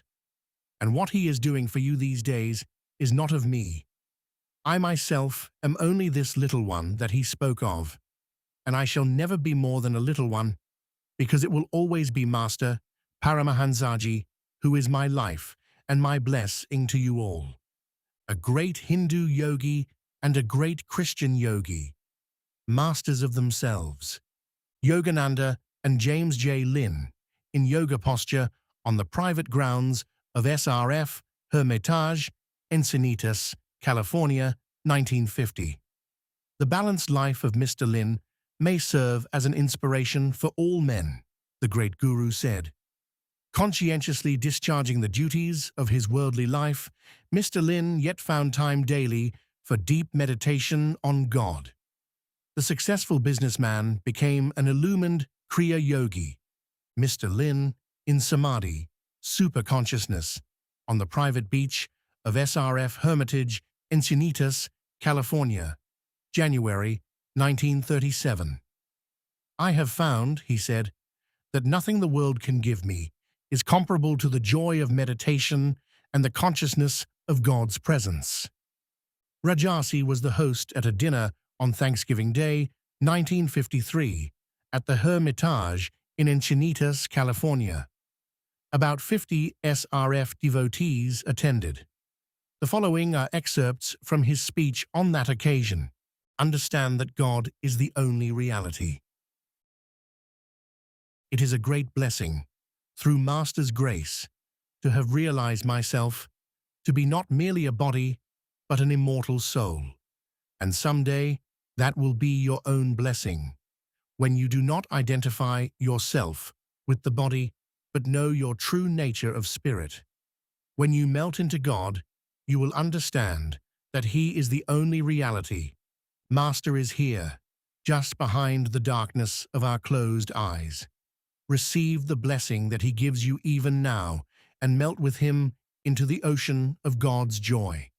Master wants us to be happy, and He is always with us.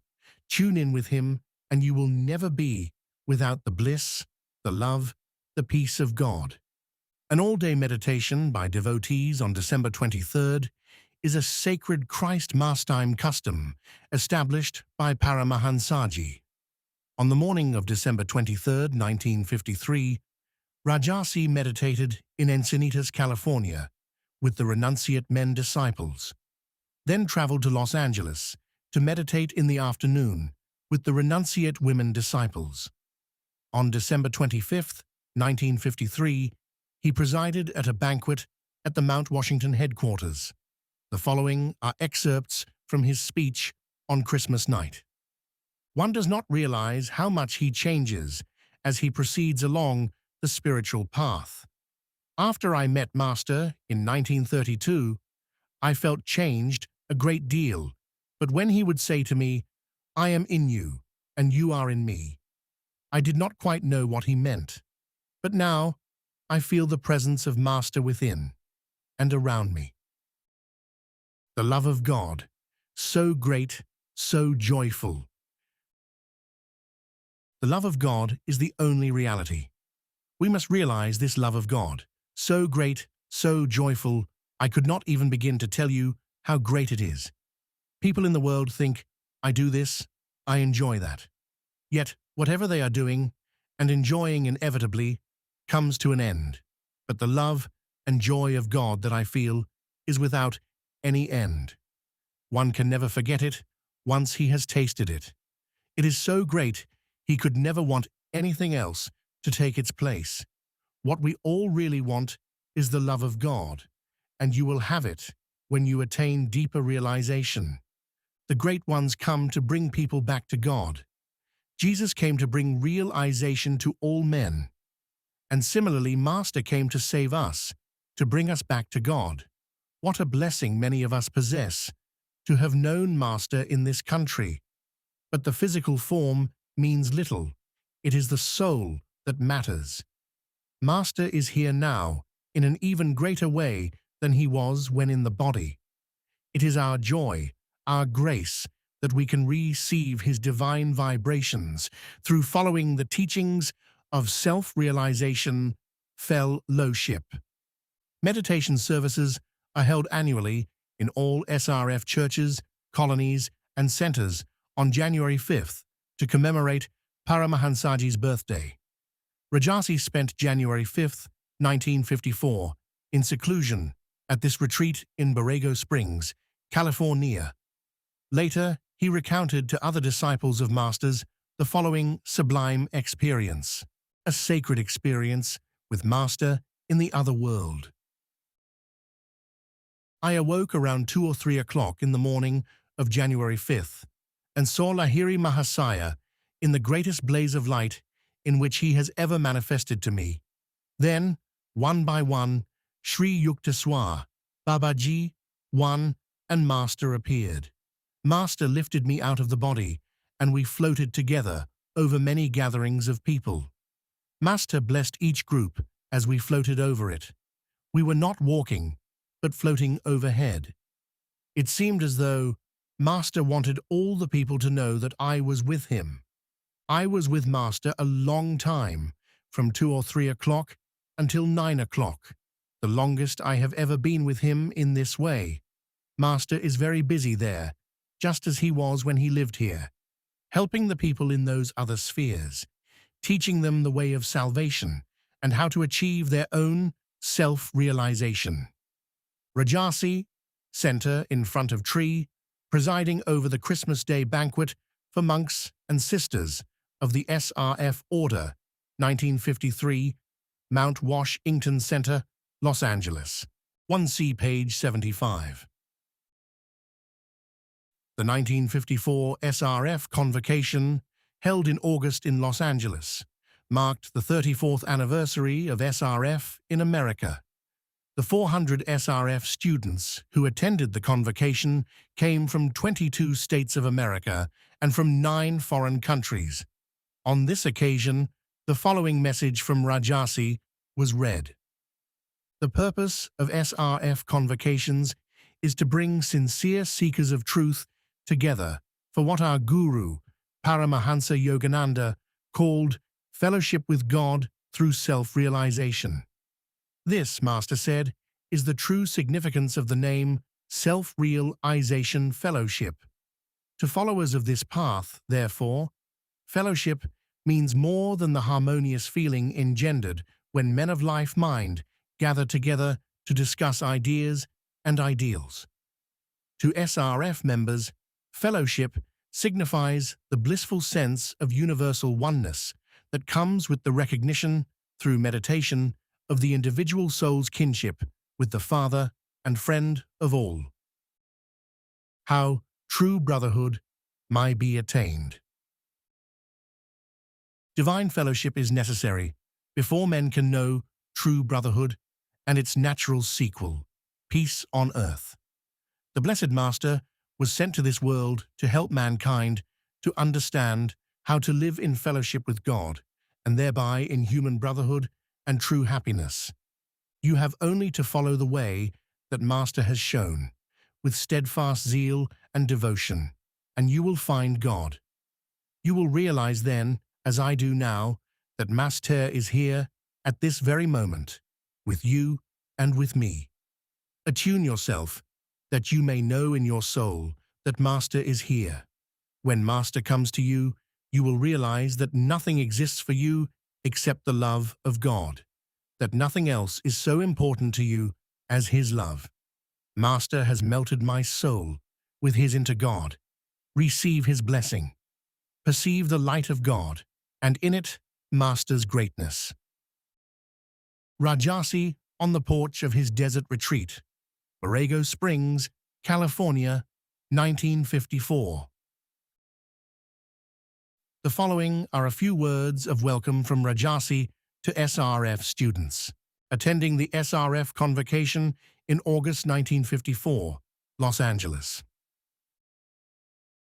Master, through me, welcomes you to the 1954 SRF convocation. This two-in-oneness is not just an idea or an expression of mine. Through Master's grace, my soul has melted into His, and we are one in God. Master expresses Himself through the humble instrument of this body and mind. But Master would never say that any credit belonged to Him. He acknowledged only God as the doer. God is working through Master, through the great ones that all of us may enjoy, by right action and right meditation, oneness with Him, that we may melt, even as the Masters have done, into the bliss of spirit. Remember, as you attend the convocation classes and join in the other spiritual activities that have been planned for you, that Master is here.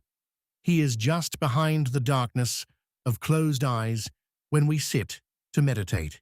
He is watching and waiting for us as we put forth that steadfast, daily, ever-deepening effort in meditation that makes it possible for Him to lift us up to God.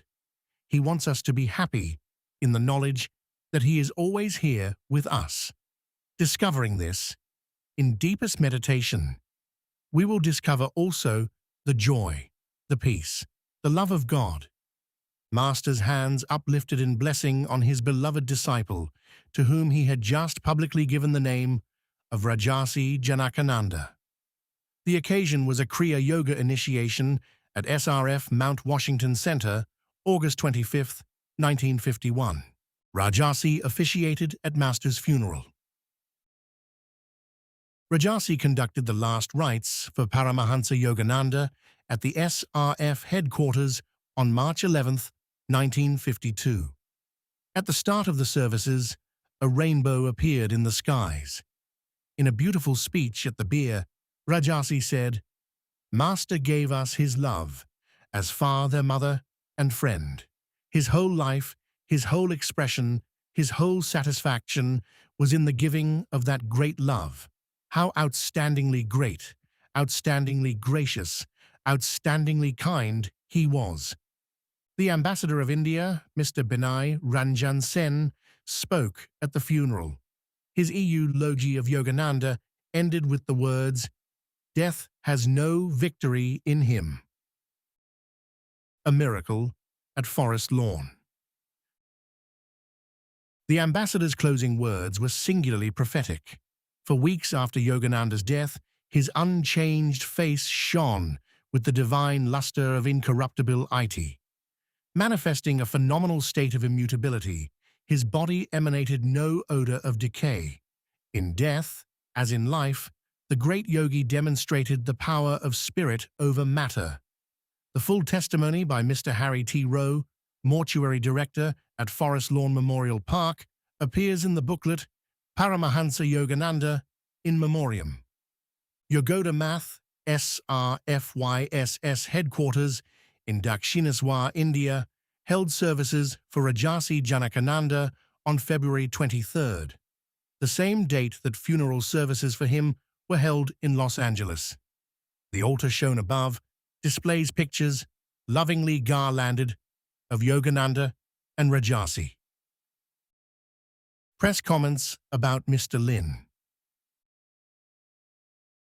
The following appeared on the editorial page of the Kansas City Times, Kansas City, Missouri, February 22, 1955. The success story of James J. Lynn is a fabulous one that has been told and told again. Its beginning was in a tremendous natural ability and in a brilliancy for figures that removed a boy from a cotton farm and placed him on the high levels of big business.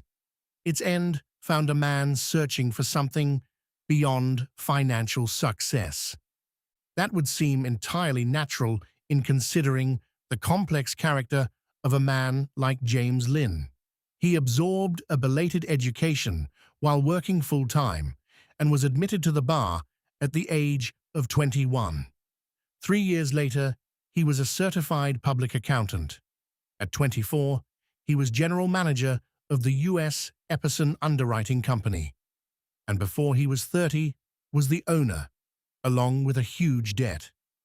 Within a few years, he had expanded into a half-dozen fields. His love of nature and the fact that he reached a summit of material success at an early age must have contributed to his sincere interest of later years in religious mysticism. His death, Sunday in California, ends one of Kansas City's most remarkable stories of individual brilliance and achievement. The following appeared in the Kansas City Star, Kansas City, Missouri, February 27, 1955. The author is James S. Jackson, feature writer for The Star. James J. Lynn was a very fine gentleman indeed, considerate, friendly, modest in demeanor. It was Jimmy Lynn, downtown, although few were closely acquainted with this unusual man. He was of youthful, alert appearance, springy of step, and bare-headed, ruddy of complexion, and with thinning hair. A man with a quick smile. He wore an open shirt, without necktie. That was the Jimmy Lynn Kansas City knew. Citizens were surprised to find that he of the springy step was already a highly successful businessman. Jimmy Lynn was one of the richer men in Kansas City. The fortune made through insurance underwriting was multiplied by lucky turns in the oil fields of Texas. He was easily the largest stockholder in the Union National Bank. Lynn's IQ would have rung the bell for genius. He didn't appear to be a millionaire, but mentally he was lightning quick in perception and magic with figures. Mathematics-wise, Lynn's IQ would have rung the bell for genius. We all know men who are marvels with figures, but no great shucks in business judgment. And he was extremely lucky. One needs a lucky touch to make millions in Texas oil from a Kansas City base.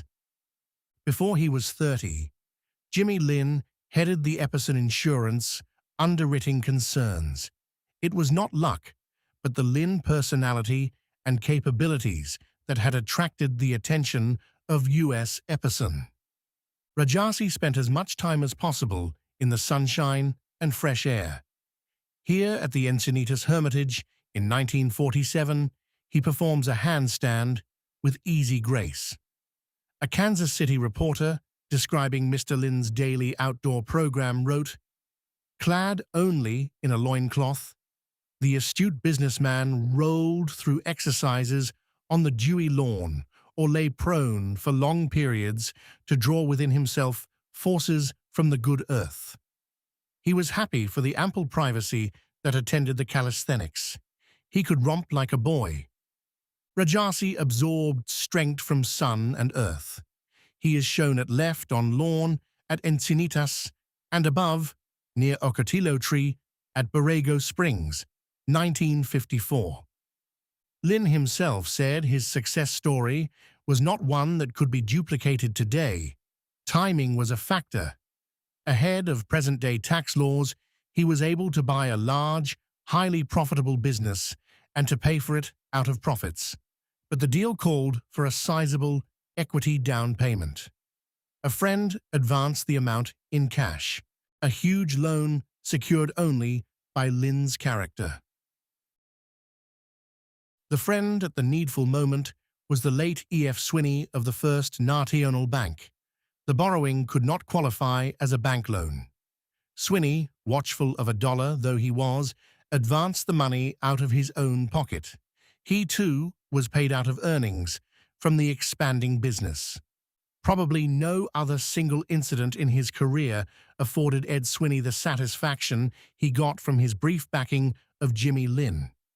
Swinney, who held solvency to be a major virtue, often recounted that all payments from Lynn came ahead of schedule. He once remarked to this reporter that Lynn, the young man to whom he had lent helpful dollars, had passed him in wealth by 2 or 3 times. That was quite a few years ago too. Swinney, incidentally, left an estate of $3 million. Jimmy Lynn was an odd combination of the competent businessman and the philosopher who stressed closeness to universal forces. He felt he improved the quality of business letters by removing his shoes, inhibitors of foot respiration. The staff respected the keen mental alertness of the barefoot boss. Lynn assembled a large estate between 63rd Street and Maya Boulevard. Here he developed in the 20s a private 9-hole golf course, and there in the first hours of the young sun, he brought himself close to nature. Clad only in a loincloth, the astute businessman rolled through exercises on the dewy lawn, or lay prone for long periods to draw within himself forces from the good earth. These first hours of the day were important to Lynn, so he habitually had late hours for his office. Once at the office, his quick perceptions soon had him abreast of the day. This daybreak rendezvous with the rising sun was something Lynn was quite ready to discuss. Of course, he was happy for the ample privacy that attended the calisthenics. He could romp like a boy, arrange his golf course to please his older friends. Banker Swinney delighted in the short golf course. In fact, when the aging banker had to forego golf, the course was abandoned. Lynn sensed the pleasure of his older friends took in their relatively low scores. In most standard golf courses, every change introduces fresh hazards, but in the Lynn course, every change eased existing difficulties. It had been Mr. Swinney's ambition to shoot a 75 on his 75th birthday, the occasion of a noteworthy party one on the Lynn estate in 1932.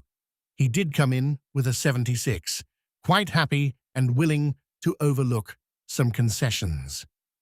1. The party was attended by about 75 guests, among them Judge Kennesaw Mountain Landis, the late Commissioner of Baseball, Mr. Melville Taylor, at that time President of the First National Bank of Chicago, and the late Bishop Thomas F. Lillis. Messages from friends and SRF centers. Embassy of India, Washington, D.C., Mr. G.L. Mehta, the Ambassador of India, regrets to learn the sad news of the death of Mr. James J. Lynn of the Self-Realization Fellowship and wishes to convey his sincere condolences. Consulate General of India, San Francisco, California. Mr. S.K. Banerjee, Consul General of India, wrote, "I am grieved to hear that the President of the Fellowship, Rajarsi Janakananda, died. Though I did not have the opportunity of knowing him, I have heard a great deal about him and would like to convey my condolences to the Fellowship." Ducci de Caricciato, concert violinist. The passing of our beloved Rajasi is a great loss to all of us. Because he had God's love, he was a man of divine hope. He was at peace with himself and with others. I shall forever honor him for his reassuring voice, that of a good instructor, a faithful servant to the Master Yogananda.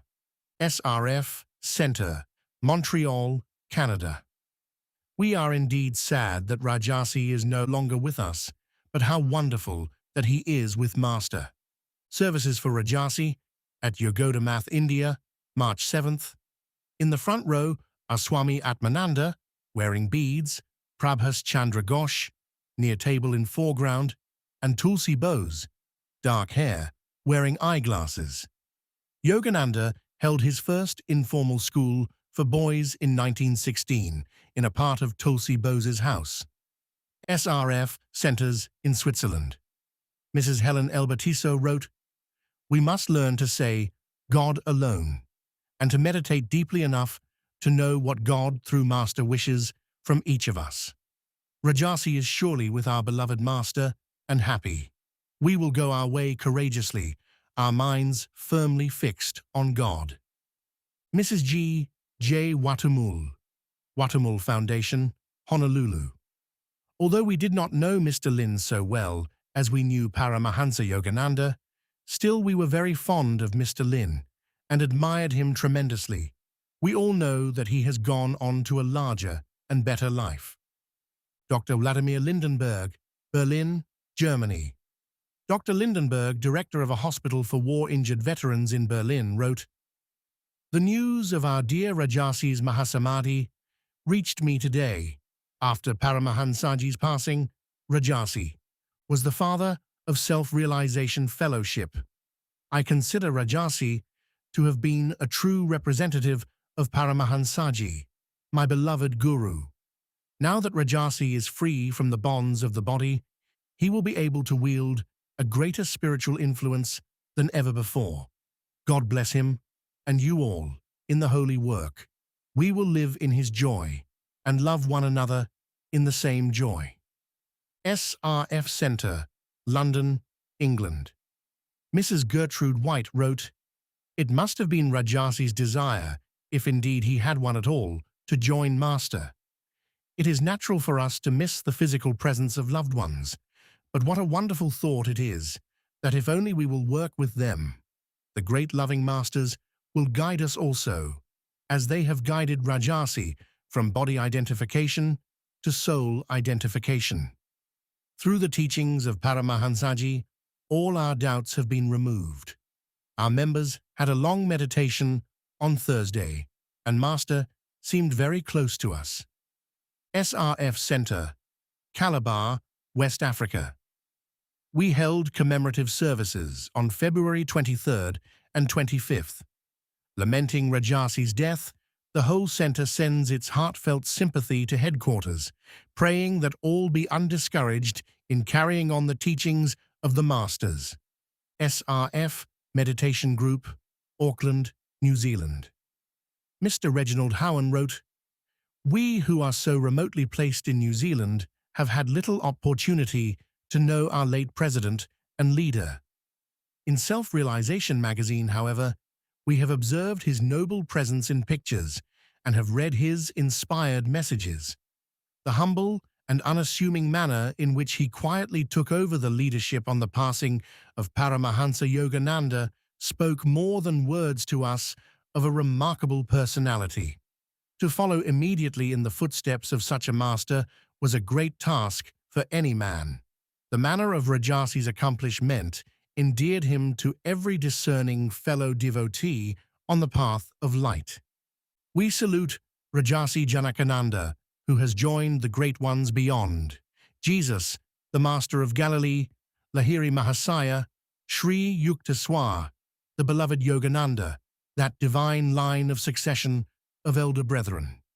We are not separated from them, but rather are growing closer in our fuller realization of the Spirit whose love and power they manifested. A oneness that makes this self-realization fellowship of ours a living power to do good, to destroy evil, and to assist mankind in re-establishing its rightful divine heritage." Mr. Lynn's last home, Borrego Springs, California. Mr. Lynn was born on a farm and died on a farm. His birth took place in a one-room log cabin. His death occurred in a palatial home on a 668-acre estate, Lynn Farms.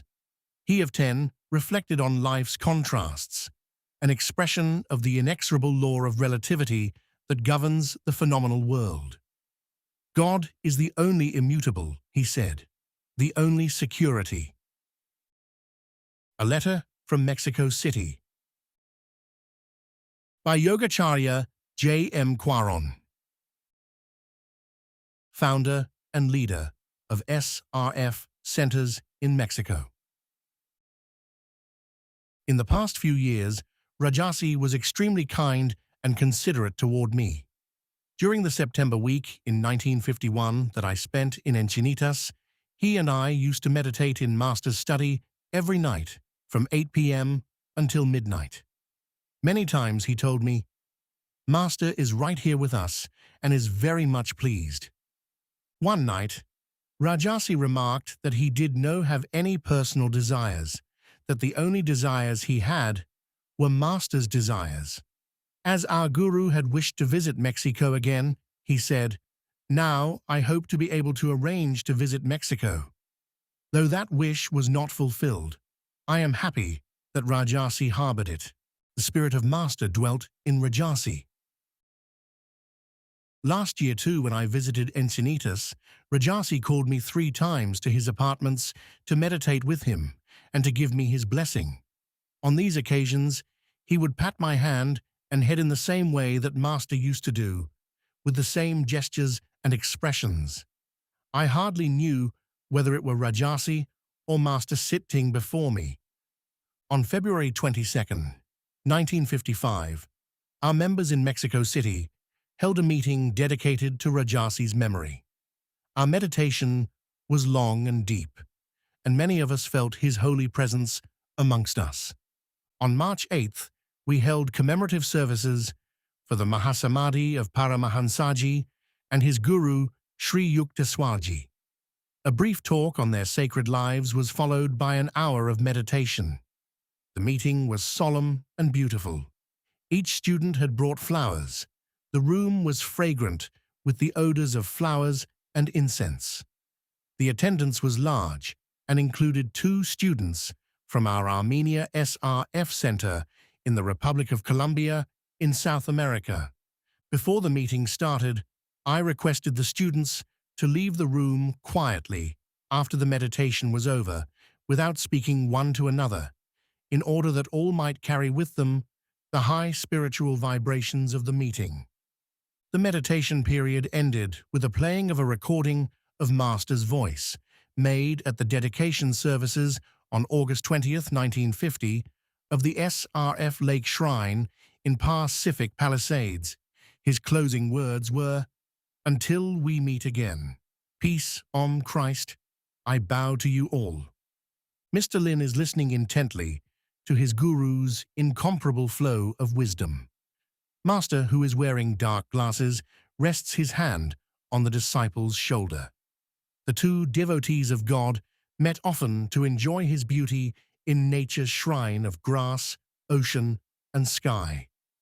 Master and Mr. Lynn have finished shelling peas grown in the vegetable garden at SRF Hermitage, Encinitas, 1950. YSS Services for Rajasi in India. Yogoda Satsanga Society, YSS, of India, founded by Paramahansa Yogananda in 1918, is affiliated with Self-Realization Fellowship, SRF, of America, founded by Paramahansaji in 1920. In India, the suffix G is added to names as a mark of respect. Yogoda Math, Darshin Swa, West Bengal, YSS, headquarters in India. On February 28th, Sri Prabhas Chandra Ghosh, Vice President of YSS, and Swami Atmananda, Secretary of YSS, sent to SRF the following cable. India shares with the rest of the Self-Realization Fellowship world the deepest sorrow at the passing of our beloved President, Rajarsi Janakananda. We realize he has been called to the side of Master, and that both from above will continue to guide us. Members here held memorial services for Rajasi on February 23rd to coincide with the time of his funeral in Los Angeles. All members observed a mourning period of fasting and prayer. On Sunday, February 27th, our members gathered again for a memorial service. Yogoda Math sent a printed card to all YSS members in India, inviting them to attend on March 7th in Dakshinaswar, a joint memorial service for Rajasi and Paramahansa Yogananda. On that date, a large gathering took part in the program of the all-day meeting. Readings from the Bhagavad Gita and the Bible started at 8 a.m. and were followed by periods of meditation, prayer, and devotional chanting, by practice of Hong Sao and Kriya Yoga, and by a period of Yogoda rejuvenation exercises as taught by Paramahansa. From 4 to 5 p.m., the audience heard readings from Master's books, Autobiography of a Yogi, Whispers from Eternity, and the Master said. Letter signed by 71 YSS devotees. The following letter, dated February 27, 1955, was recently received at SRF headquarters in Los Angeles. The letter was sent from Yogoda Math, Dak Shineswar, and was signed by Sri Prabhas Chandra Gose, Swami Atmananda, and 69 other YSS members. The news of the death of our beloved leader, Rajarsi Janakananda, has given us a great shock. We had been looking forward eagerly to the day when we would be able to pay our respects to him here on the soil of India.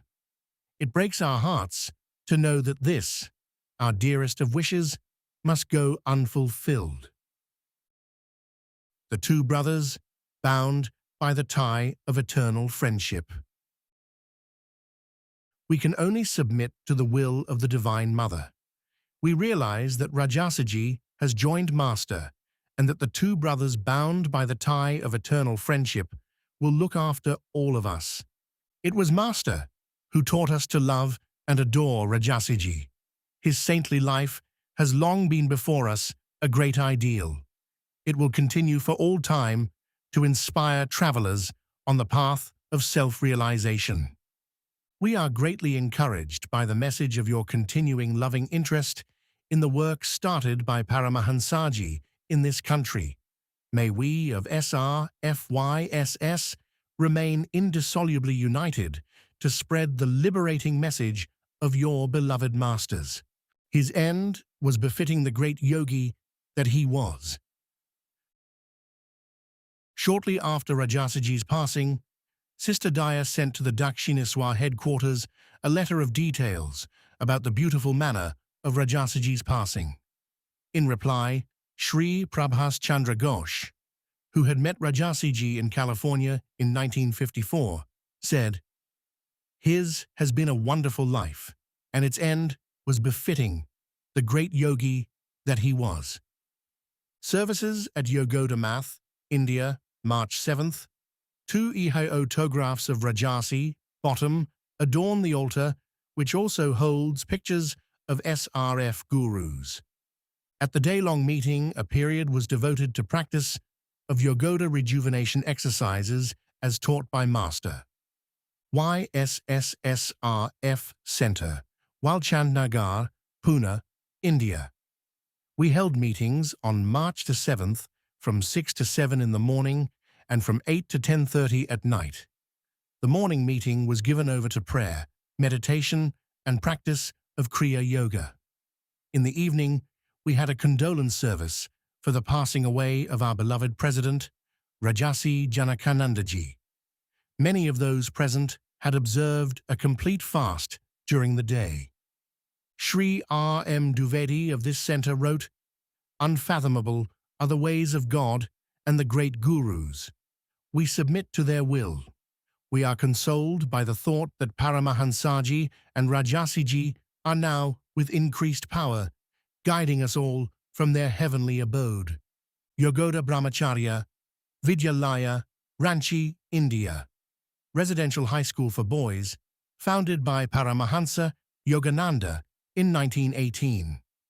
Brahmachari Animananda wrote, "On March 7th, we observed with great devotion the commemoration of the Mahasamadhi, or our Guru, Paramahansa Yogananda, and held a service sacred to the memory of our revered late President, Rajarsi Janakananda. The meeting lasted all day, from 9:30 in the morning until 9 at night. The numerous devotees present observed fasting until prosad Blessed food was distributed at 3 o'clock. The services started with puja, divine worship, and ended with kirtan, religious chanting. There were readings from the Vedas and from Yogi Kathamrita, Bengali edition of autobiography of a yogi. Sri Ram Kishore Roy, who presided, gave a long address on the divine lives of Paramahansaji and Rajasi Ji. In a later letter, Brahmachari Animananda, Secretary, YSS Ashram, Ranchi, wrote, "I am sorry I had no opportunity to sit at Rajasi's feet. His life, however, teaches me the lesson of selflessness and of wholly dedicating oneself to God and Guru. Our aim should be to adore the example set by him, and thereby to please our Guru, who called Rajasi Ji his blessed, beloved little one." Sananda Lal Ghosh, Calcutta, India. Sananda, younger brother of Paramahansa Yogananda and leader of the YSS Center in Calcutta, wrote, "I have just heard the heart-rending news of the death of Rajasi Ji. I am sure he could not bear the sepa ration from his master and has joined him." Left. Rajasi, Borrego Springs, California, January 13th, 1954. Right. The bedroom in which Rajasi's death occurred in his home at Lynn Farms, Borrego Springs. The niche holds pictures of Christ, center, Lahiri Mahasaya, and Babaji, top, Yogananda, and Sri Yukteswar, bottom.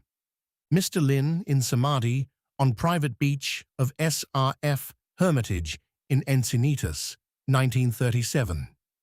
Mr. Lynn in a lettuce patch at Lynn Farms, Borrego Springs, California, New Year's Day, 1954. The 668-acre tract produces alfalfa, tomatoes, asparagus, grapes, and cantaloupes. Mr. Lynn was deeply interested in new methods for proper treatment of the soil. The late president of SRF, who never drank or smoked, was a vegetarian for the last 25 years of his life. He ate cooked food only at dinner in the evenings. During the day, he took fresh fruit juices and raw vegetable juices. Mr. Lynn and Master eating popcorn on the porch of Encinitas Hermitage, 1939. Master and Mr. Lynn, SRF Headquarters, Los Angeles, Christmas Day, 1951. The Guru is wearing a gold cross, wet with rose-colored opals. His Christmas gift to Mr. Lynn was a cross made of 5 large amethysts. The disciple greatly treasured the gift, which he sometimes held in his hands for hours. The Eternal Friends, Yoganandaji and Saint Lynn. By Prabhas Chandra Ghosh, Vice President, Yogoda Satsanga Society, Dakshineswar, India. Paramahansaji journeyed far across vast lands and seas to meet kindred spirits in the West. The light of the East was on his face, 1,000 mothers' love within his eyes, all-conquering smiles upon his lips, and in his words, the ring of realization. On and on, he moved in his quest. As he spoke, truth threw off the masks of centuries to reveal itself. Quietly, the other came. A son of God, Saint Lynn, seeking silence amidst tumults of a dollar-driven age. In tranquil communion they met. Visions arose of the dim past, when side by side they had sat on banks of the sacred Ganges, in caves of hoary Himalayas, to hear, within, the music of the spheres. Oh, what meeting of two most ancient friends! Not all the distance of old world from the new nor all the vicissitudes of life had succeeded in keeping them apart. Under the starry heavens, by babbling brooks, in cliff-top hermitage, above Encinitas, splashing paradise seas. In silence, they met again and again. Together they heard and answered the call of the infinite. Space melted. Time lost its wings. And from the springs of united joy flowed a strong stream, carrying waters of life to countless souls struggling on rugged roads. What else can these blessed travelers do but sing his praise? He who in divine mercy chose to bring his two sons to preach his gospel together, love walking arm in arm with faith, hope with charity, to dispel delusion wraith, and perfume earth with wisdom, amity. Two rare flowers in earth's garden, Paramahansa Yogananda and James J. Lynn. Master, right, holds in his hand a gift card, whose message he reads aloud to Mr. Lynn. The beloved disciple is opening a Christmas gift from Paramahansaji. Photo taken in Master's study, SRF Hermitage, Encinitas, 1944. Mr. Lynn, Encinitas, 1948. He is shown here in the full lotus posture, which firmly locks the body and prevents it from falling forward during meditation. It also keeps the spine straight, a necessity for progress in yoga. The self-realization path of yoga, as taught by Paramahansaji, is scientific, Mr. Lynn said. Religion can have but one purpose: knowledge of one's own life as the omnipresent life. That attainment is heaven. A slight smile of ineffable peace was on Rajasi's face as he lay in his casket at the funeral on February 23, 1955. The pile of rose leaves, extreme right, was a tribute from the hundreds of SRF devotees in Los Angeles who filed past the casket, dropping rose petals. Eulogies at Rajasi's funeral. The SRF funeral services in Los Angeles, California, for Rajarsi Janakananda, late president of SRFYSS, were held at Forest Lawn Memorial Park in the hall called Church of the Recessional at 10 a.m., February 23, 1955. On this occasion, Sister Daya, president of SRFYSS since March 7, 1955, gave the following moving talk. Sister Daya tells of Rajasi's humility and simplicity. Dear ones, please forgive me if my voice breaks with emotion this morning. This occasion, for us and for the world, is a solemn one. We of Self-Realization Fellowship have lost the physical presence of a beloved saint, our revered President. The world has lost one of its most eminent sons. It was in 1932 that Master traveled to Kansas City to give a series of lectures and classes. There he met Mr. Lynn, the devotee who later became Rajarsi Janakananda. In 1933, Mr. Lynn visited the Los Angeles headquarters for the first time. An incident took place then that has remained in my memory all these years. One evening, Master called me to his kitchen and asked me to bring him a needle and a spool of black thread. He was holding a pair of suspenders. When I had brought the requested articles, he began to sew up a rent in the suspenders. I quickly offered to do the work, but he replied, "Oh no, I will fix these myself. Can you imagine? Mr. Lynn has worn these same suspenders for 10 years. Master was filled with delight and affection, realizing that although Mr. Lynn could have purchased almost anything, he had lived so simply that one pair of suspenders had been worn and mended over a period of 10 years. This incident left an indelible impression on my mind. Truly, Rajasi was one of those great devotees who had learned to live in the world but not of it. His simplicity was untouched by the material success he had achieved. He was the most humble of men, his mind ever remaining fixed on God.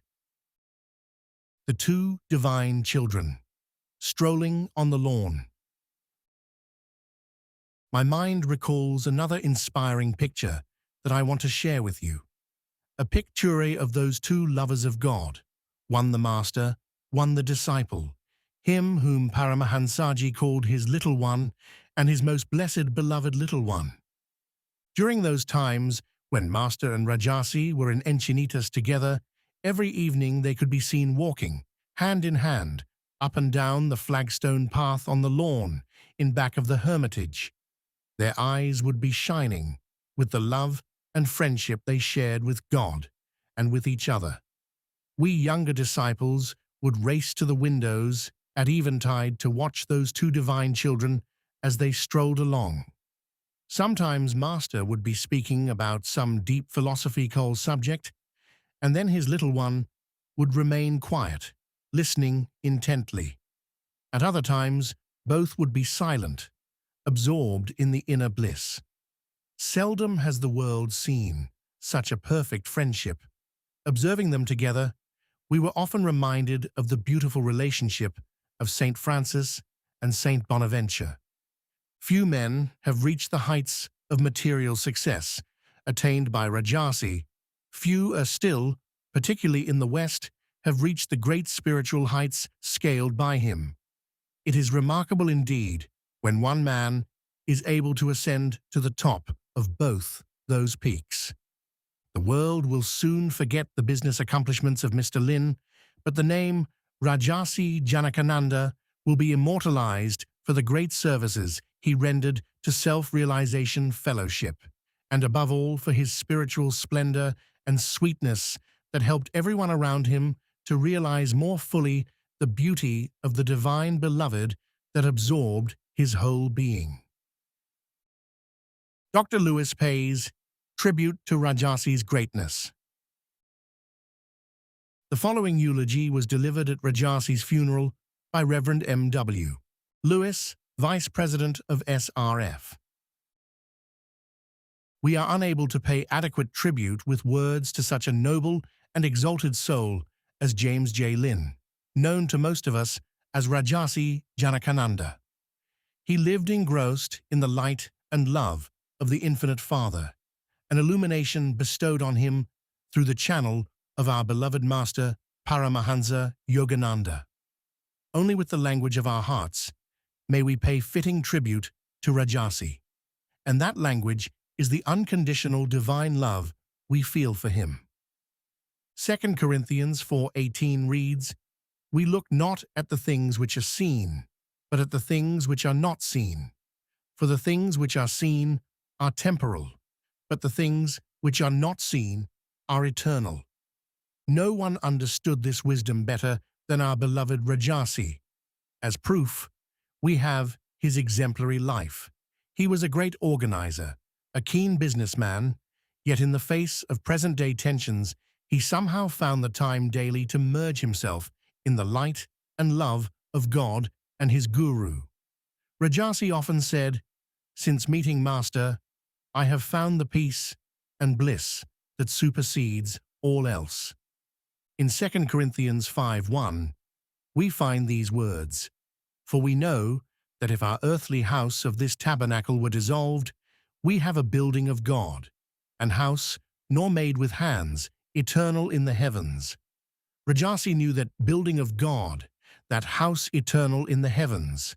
He once said, "I am a free soul, unlimited by the body consciousness. I am free to roam in the all-pervading light and love of God and Master." If Rajasi was so free even while he was here, how much more free is he now, when the heavy earthly vehicle has been cast aside? We shall miss his physical presence. Hence, but let us rejoice in his complete freedom, and in the thought that he is wholly one with his Master in God.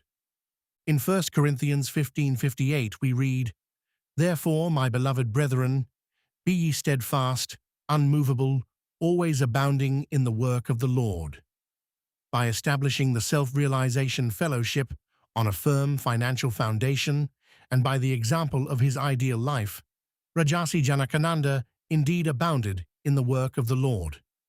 Through his instrumentality, many men will take heart and be lifted from darkness to light. Bhagavad Gita 18:68 reads as follows, "He who, having shown the highest devotion to me, shall declare this supreme secret among my devotees, shall come, beyond doubt, to me." Rajasi was one of those great souls to whom this verse refers. By daily meditation on God, he showed him the highest devotion, and by his life and good works he declared or proved his deep desire to share with others the supreme secret, or man's essential divinity. The Gita continues, "Nor is there any among men who performeth dearer service to me than he, nor is any other more beloved by me." How inspiring is this divine assurance that God's heart is deeply touched by a beautiful life such as Rajasi's.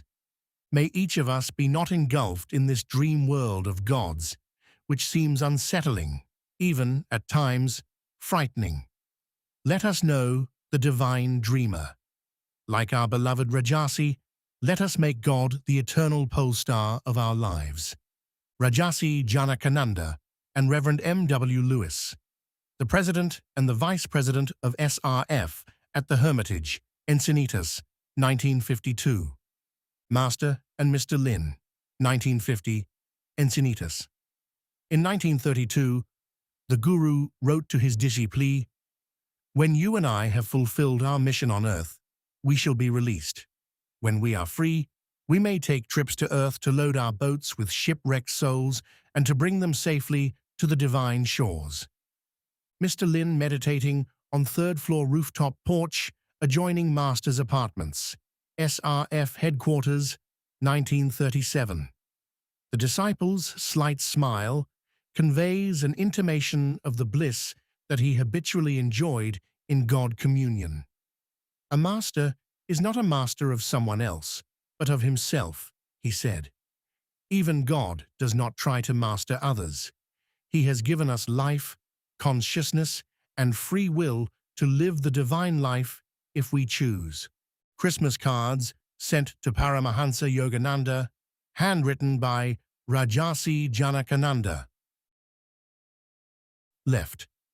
Rajarsi Janakananda has written, "With my gratitude for your love and the blessings of spiritual consciousness brought to me by your love and grace, and by my unconditional love for you."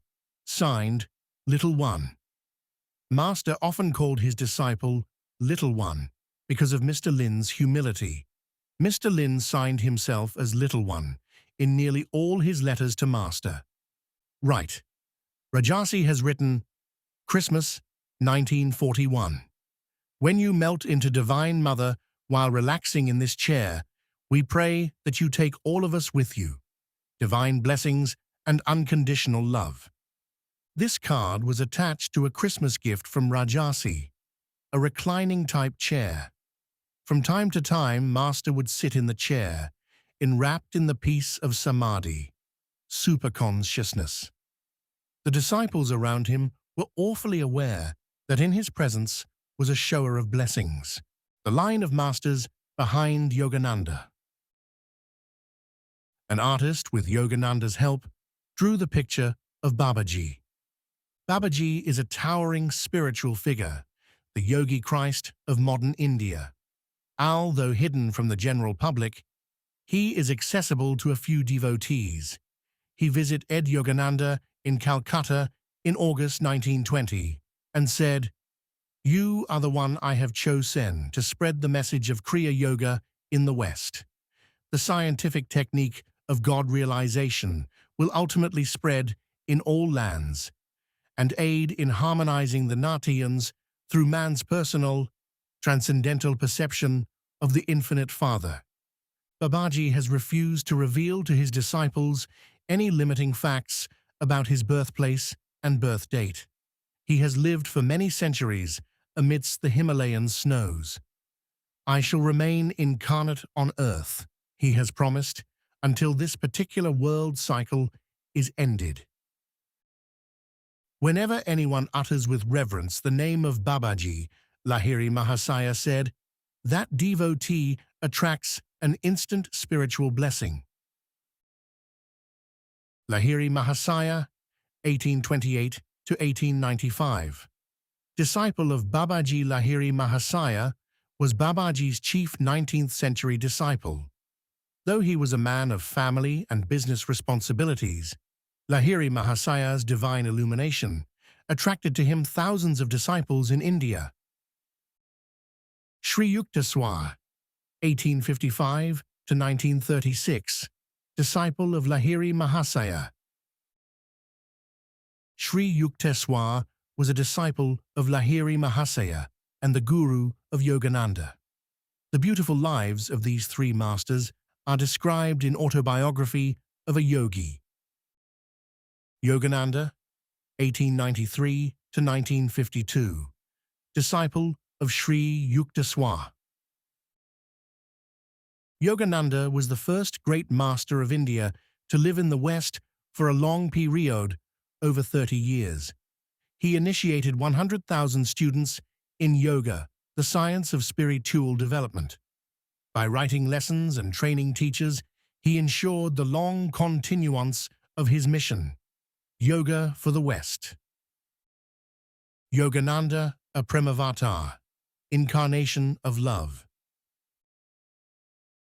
Babaji is a Mahavatar, divine incarnation. Lahiri Mahasaya was a Yogavatar, incarnation of yoga, and Sri Yukteswar was a Jnanavatar, incarnation of wisdom.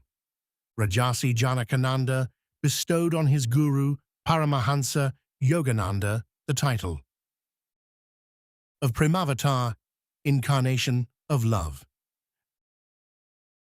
Rajasi in meditation, Encinitas, August 1953. Father and mother of Mr. Lynn. Jesse Williams. Lynn, Scottish-Irish, was a farmer all his life. He was proud of his son James, who, when success came, bought for his parents a modern-type home in Archibald, Louisiana. Jesse Lynn died in 1945 at the age of 92. Part of his obituary in the Beacon News, Rayville, Louisiana, read, "His personality was one of rare sweetness and charm. His private life and his associations with neighbors and friends were models of manly virtue and of true and upright citizenship. In him were love of purity, a spirit of tenderness and kindness, Christian integrity and loyalty, loving fidelity to his family and friends, delicacy of thought and feeling, a high conception of one's work as the expression of one's character, and therefore a holy thing, courage to fight, even to the end, the ills of life, and a soul aglow with southern warmth. Beloved by all, both parents had long and useful lives. Salethia Jane Archibald Lynn, of Scottish blood, was born in 1855 into the family after which the town of Archibald, James's birthplace, was named. She died in 1943 at the age of 88. Extracts from her obituary in the Beacon News are as follows. She practiced her Presbyterian religion and consecrated her life to the welfare of others. She gave her utmost in devoted service, prompted by a heart as open as the gates of day. She shed kindness as the sun sheds light. Some of the floral tributes at Rajasi's funeral, Forest Lawn Memorial Park, Los Angeles, February 23, 1955. The beloved second president of SRF died of pneumonia on February 20th in Borrego Springs. A letter to Master in Mr. Lynn's handwriting. I have dived deeper into God, this time than ever before, and wherever I go will be with him. Encinitas, California, April 22nd, 1951. Blessed beloved Master, just a short last note before my departure for Kansas City. It is difficult to realize that I must depart this holy environment. I have dived deeper into God this time than ever before, and whatever I go will be with him. The dates you sent are delicious, and I have eaten generously of them since they came. The variety gives me a change from the Daiglet Nors, dates grown in Indio, California, although all are good and the change is welcome and enjoyed. The Daiglet Nors are the best. So you and I think. Thank you for your loving thought of me. Goodbye for a while, and with all my blessings and love. Little one. Sister Dea. President since March 1955 of a Self-Realization Fellowship, SRF. Founded in America by Paramahansa Yogananda in 1920. Yogoda Satsanga Society, YSS. Founded in India by Paramahansa Yogananda in 1918.